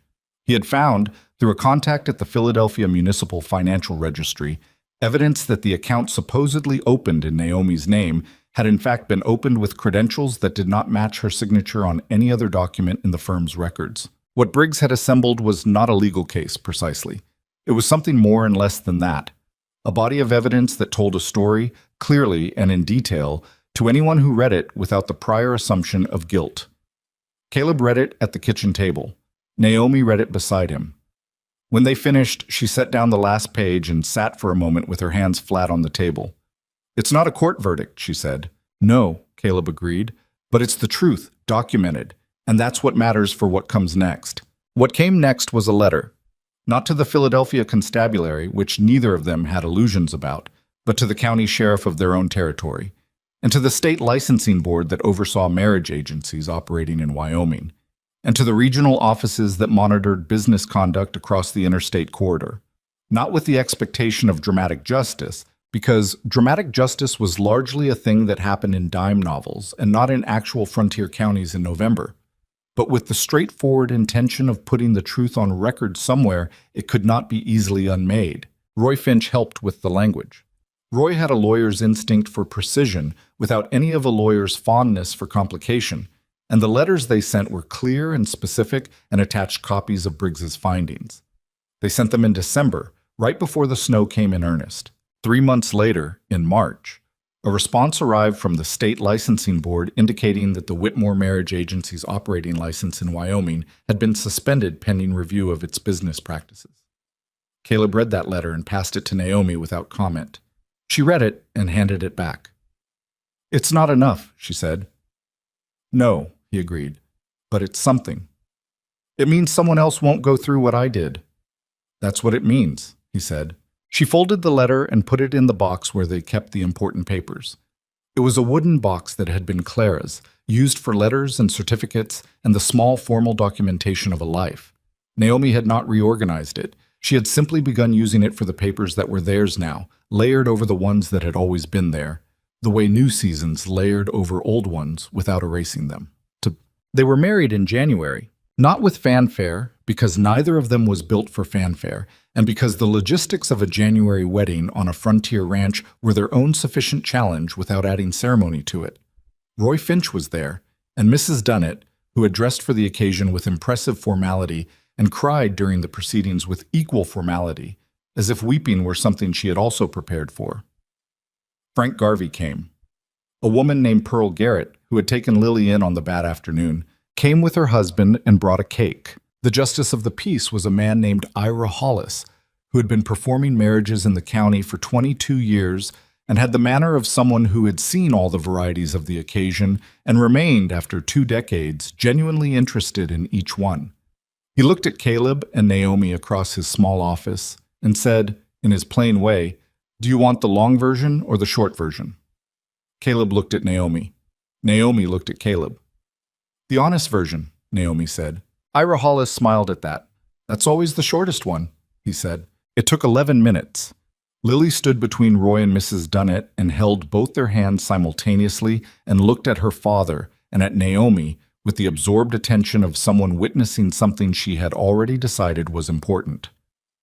Ben stood slightly apart with his arms at his sides, not crossed, not braced, just at his sides, and watched the whole thing with a stillness that was different from his usual stillness. This one had no defense in it. When it was done and Ira Hollis had signed what needed signing, Ben said to Naomi quietly, while the adults were doing the adult business of congratulations, "I know you're not replacing her." Naomi looked at him. "I know what this is," he said, "and what it isn't." He paused. "I just wanted to say that out loud. So you knew I knew." "I know you knew," she said. "Good." He looked at the floor, then back up. "I'm glad you're here." 3 words from an 11-year-old who did not give them easily. She understood exactly what they cost him and exactly what they were worth, and she did not make too much of it, which was exactly right. "Me too," she said. Spring came the way it came in Wyoming, reluctantly, in stages, with reversals. There were 3 more snows after the January thaw that everyone had been fooled by, and a week in February where the cold came back so hard the waterline froze, and Caleb and Ben spent 2 days dealing with it while Naomi kept the kitchen warm and maintained a steady production of coffee and meals that appeared at intervals precise enough to suggest she was calculating exactly when they would need them. The kitchen garden she had turned over in October was the first thing she planted in April, when the ground finally allowed it. She had been planning it since the fall, had sketched it out on paper over the winter, made lists of what the kitchen used most, what grew well in their altitude and soil. Caleb had watched her do this over 3 or 4 evenings without commenting, until one night he sat down across from her and said, "You've got onions where the carrots did well last year." She looked up. Carrots like that northeast corner, he said. Something about the drainage. She looked at her sketch, moved the notation. What else?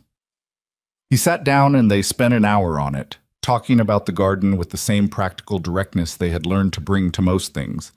And by the end, the plan was better than either of them had made alone, and that felt like its own kind of statement. The garden that year was the best the ranch had produced in 3 years. Not because of magic, because of planning and actual knowledge of the soil, and 2 people contributing what they each knew. The ranch's accounts, by that same spring, had moved from managed but precarious to something closer to stable. Not comfortable. Comfortable was a few good years away, if they came, but stable. Naomi had found 3 places in Caleb's supplier contracts where he was paying above what was reasonable and had simply, with his knowledge, renegotiated them. She had found a buyer for their excess eggs and dairy through a restaurant in the county seat that was willing to pay consistently, which was worth more than a higher price that came and went. Small things. The kind of small things that added up when someone paid attention to them steadily over time. Caleb watched all of this with the particular feeling of a man who had been carrying weight on one shoulder for a long time and had begun, gradually, to distribute it. It was not a comfortable transition, exactly. He had habits of self-sufficiency that were bone deep and didn't yield easily. But it was a real one. She was not managing him. She was working beside him. The difference mattered. Lily turned 9 in March, and the birthday had the quality of a before and after marker in a way none of them said out loud. Her 8th birthday had been quiet and sad at the edges, the shadow of Clara's absence too recent and too large to see past entirely. Her 9th was different. Naomi made the cake, yellow with a boiled sugar frosting that she had apparently been planning for 2 weeks because Caleb found notes about it in the margins of her shopping list. And Roy came and Pearl Garrett's daughters came, and the house was full of children in the way that houses needed to be full of children sometimes, loud and careless and briefly chaotic. Lily, amid the chaos, at some point that afternoon sat down next to Naomi on the porch step and said, with the directness that was her most persistent characteristic, "Do you think about having your own kids? Like, your own ones?" A pause. Naomi looked at the yard full of children. "I'm sitting next to one of mine right now," she said. Lily considered this. "I meant ones you made yourself." "I know what you meant." Naomi looked at her. "I don't know yet. I think about it sometimes. Does that bother you?" Lily thought about it with genuine seriousness. "No," she decided. "I think there's enough room." She paused. "But I want to be clear that I am not sharing my room." "Noted," Naomi said. "Ben won't share his room either. He'll say maybe, but he means no." "I'll keep that in mind." Lily seemed satisfied. She went back to the yard, back to the other children, back to the business of being 9 on a warm March afternoon. Naomi sat on the step and watched and let herself have the moment. The specific, uncomplicated pleasure of a birthday going well, of noise and cake, and a child who had asked her a sincere question and accepted a sincere answer and gone back to playing. She had not had many of those moments before this. The uncomplicated ones. Most of her pleasures in recent years had been qualified. Good things happened inside the context of hard circumstances, which changed their texture. This one was clean. She noticed that it was clean and held that noticing for a moment before Lily called her name from the yard, and she went. Summer came. Ben turned 12 in June, which he treated as a serious and significant event. And it was. 12 meant more responsibility on the ranch, which he had been angling toward for months, with the strategic patience of a boy who knew that making himself indispensable was more effective than asking. Caleb gave him the morning feeding as a permanent responsibility and the authority to make small decisions about the stock without consulting anyone first, and Ben received both of these with the gravity they deserved, and then went to the barn and was in there for an extra hour that evening doing things that did not strictly need doing, just because the barn was his now, in a way it hadn't quite been before. Naomi had given him the book on mechanical engineering, the one she'd special ordered 2 months before the bad afternoon, the one that had been sitting in a parcel on the kitchen table when everything fell apart. She had kept it through all of it, through the boarding house and the almost stage in the morning on Garvey's porch. When she gave it to him for his birthday, he looked at the package and then at her and said, "You kept this. I special ordered it, she said. Seemed wasteful not to. He opened it. He looked at the cover for a moment. Thank you, he said. Really? You're welcome, she said. Really? He read it in 2 weeks and left it on the kitchen table one evening with 3 pages of notes he'd made in the margins, which was the highest form of praise he was capable of. The letter from Howard Briggs's contact arrived in August, 14 months after Naomi had come to Harlow on the Tuesday stage. It was not official in any legal sense. What it was a letter from a man who had been, for many years, a partner in a firm adjacent to Hessler and Marsh, who had heard through the channels that the accumulated evidence had begun to travel, and who had decided, for reasons the letter gestured toward but didn't fully explain, reasons that probably had more to do with his own conscience than with Naomi specifically, to write a formal attestation. The letter stated, clearly and with his signature and seal attached, that he had personal knowledge of Edmund Hessler's pattern of practice, that the account opened in Naomi Quinn's name had been opened without her authorization, and that the dismissal had been a deliberate act of character assassination following a failed personal arrangement. It was not a court verdict. It was, however, the kind of letter that, sent to the right places, closed doors. The Whitmore Agency's license was not reinstated. Edmund Hessler, from what Briggs could determine, was dealing with a separate financial matter that had caught the attention of people with more investigative resources than a Wyoming rancher. Something about his firm's accounts that had nothing to do with Naomi and everything to do with a pattern that eventually reached people who had the standing to pursue it. Naomi read the August letter twice. Then she folded it and put it in the wooden box with the other papers. Caleb watched her. "How do you feel?" he asked. She thought about it honestly. "Like it's over," she said. "Like I've been watching a door and it's finally closed." She looked at the box. "I didn't know how much I was still watching it until it closed. Does it feel like enough?" "No," she said. "It doesn't feel like justice, if that's what you mean. It feels like the closest you get to justice when the person who wronged you has more power than you do, which is most of the time." She paused. "But it feels like it's done, and I'm done with it." He reached across and put his hand over hers. She turned her hand over and held it. That was the other thing that had happened over the 14 months, in the way that things happen between people who shared a life, quietly, in accumulated small moments, without announcement. He was not a demonstrative man, and had never been. But he had learned, slowly, through a process that felt less like changing and more like becoming what he had always been capable of being without knowing it, to say the things that needed saying before they became problems, to ask how she was in the actual way, and not the rhetorical way, to put his hand over hers at the kitchen table in the evening when something had been hard. She had not made this easy for him, which was one of the things he respected most about her. She did not accept half measures or hints in the direction of communication. When he was being closed or distant, she said so, directly, which he had initially found difficult and had come to rely on. Honesty as a practice, not just a value. Honesty is something you did every day, imperfectly, and kept trying to do better. They were not a smooth couple. They argued, not often, but when they did it was real. Two people with strong instincts and considered opinions who did not automatically defer. The first serious argument had been over the cattle prices. In February, when Naomi thought Caleb was accepting too low a rate from a buyer, and Caleb thought she didn't understand the relationship dynamics involved, and they had both been partly right and partly wrong, and the resolution had taken 2 days and involved both of them sitting down with Roy and arriving at something none of them had thought of initially, which was probably the better outcome anyway. The argument had been uncomfortable. The resolution had left them with something they wouldn't have reached without the disagreement. That was how it went. Two people, imperfect, building something imperfect that was worth building. In the fall, October again, a year after the wrong bride had stepped off the stage at Harlow Depot, Lily asked her father something at breakfast.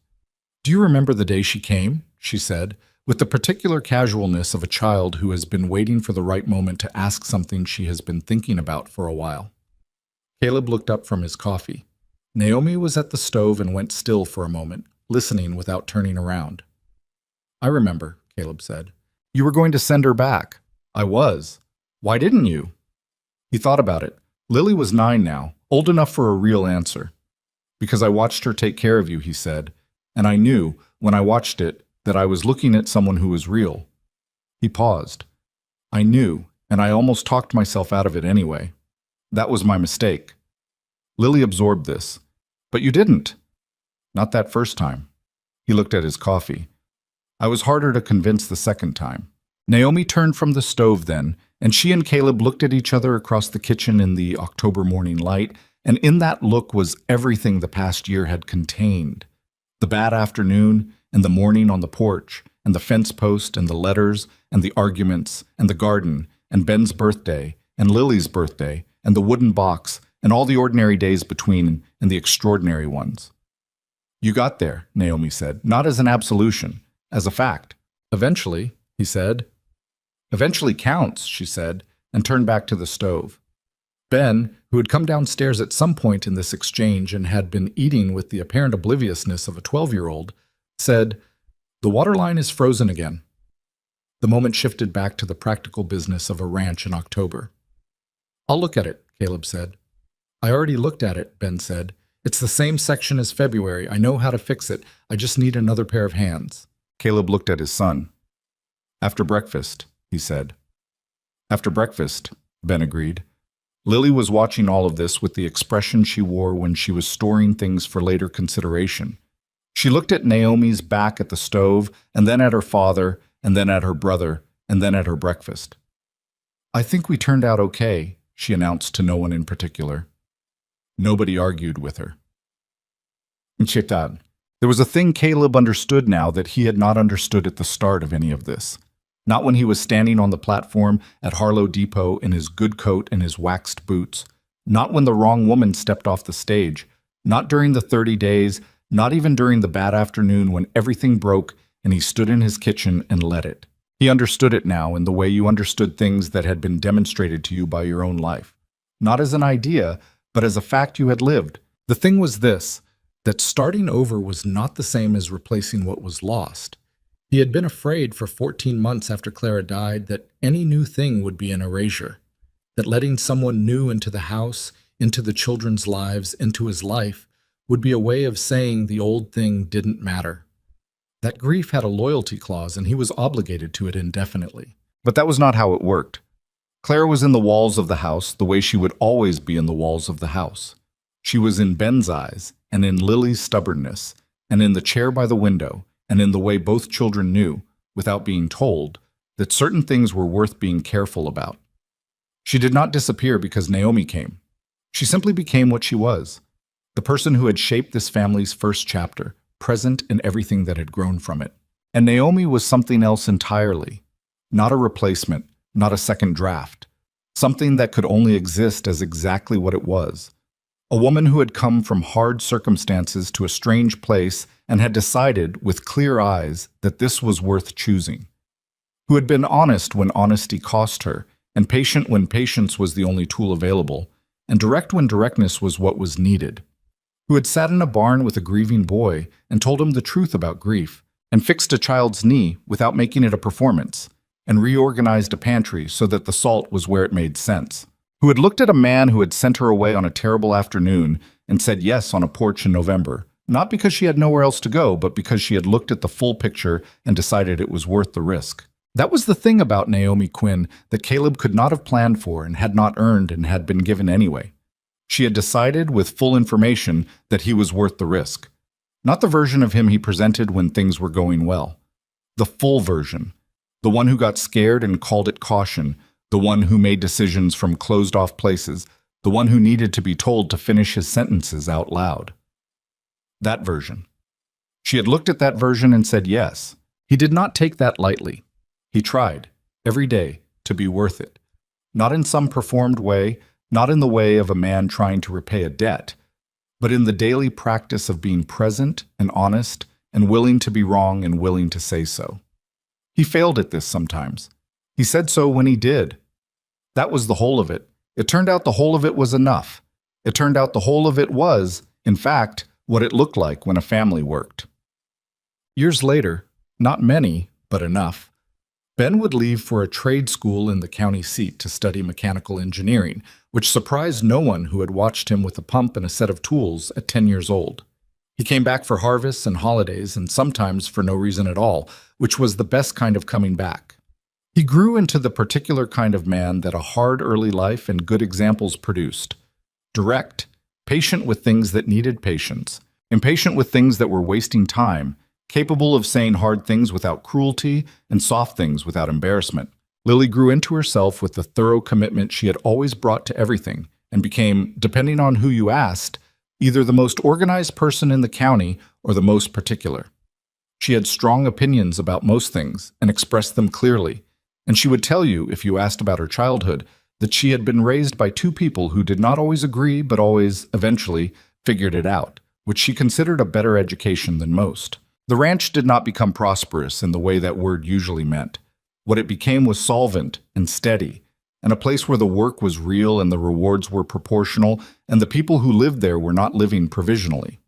They were living. When people in Harlow, in those later years, talked about the Ashford place, and people did because small towns maintained their histories, they sometimes mentioned the mail-order bride situation. The wrong woman, some of them said. The mix-up with the agency. But the people who had been around long enough, who had been in Garvey's dry goods that Saturday morning, who had watched the family come through what it had come through, did not say it quite that way. What they said, if they said anything, was, "He got lucky." He almost didn't know it, and nearly threw it away, but he got lucky. And what Caleb himself would have said, if anyone had asked him directly, was something he had thought about enough to have words for now. That luck was real, but it required you to recognize it. That the luck was not that Naomi stepped off the stage instead of someone else.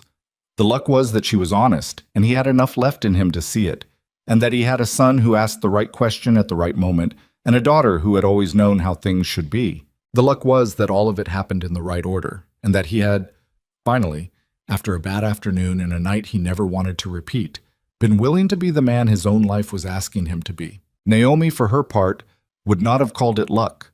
She would have called it a choice, made once on a stage in October with no guarantee of outcome, and made again every day after that in the small and large ways that choices continued to be made when you had decided something was worth deciding. That was the difference between them, and probably always would be. He saw luck, she saw choice. And the difference had never been a problem, because it turned out you could hold both things at once, and the holding of both was probably closer to the truth than either one alone. The stagecoach at Harlow still ran on Tuesdays. The depot had a new roof by the time Ben was 15. The bench where Caleb had stood in his good coat had been replaced with something sturdier, because the original had finally given out. But every Tuesday when the coach came in, Lily claimed in later years that her father would glance toward the sound of it without quite meaning to. Not with longing, not with loss. Just the reflex of a man whose life had changed direction on a Tuesday in October, and who had not entirely stopped being grateful for the wrong thing that turned out, by every measure that mattered, to be exactly right.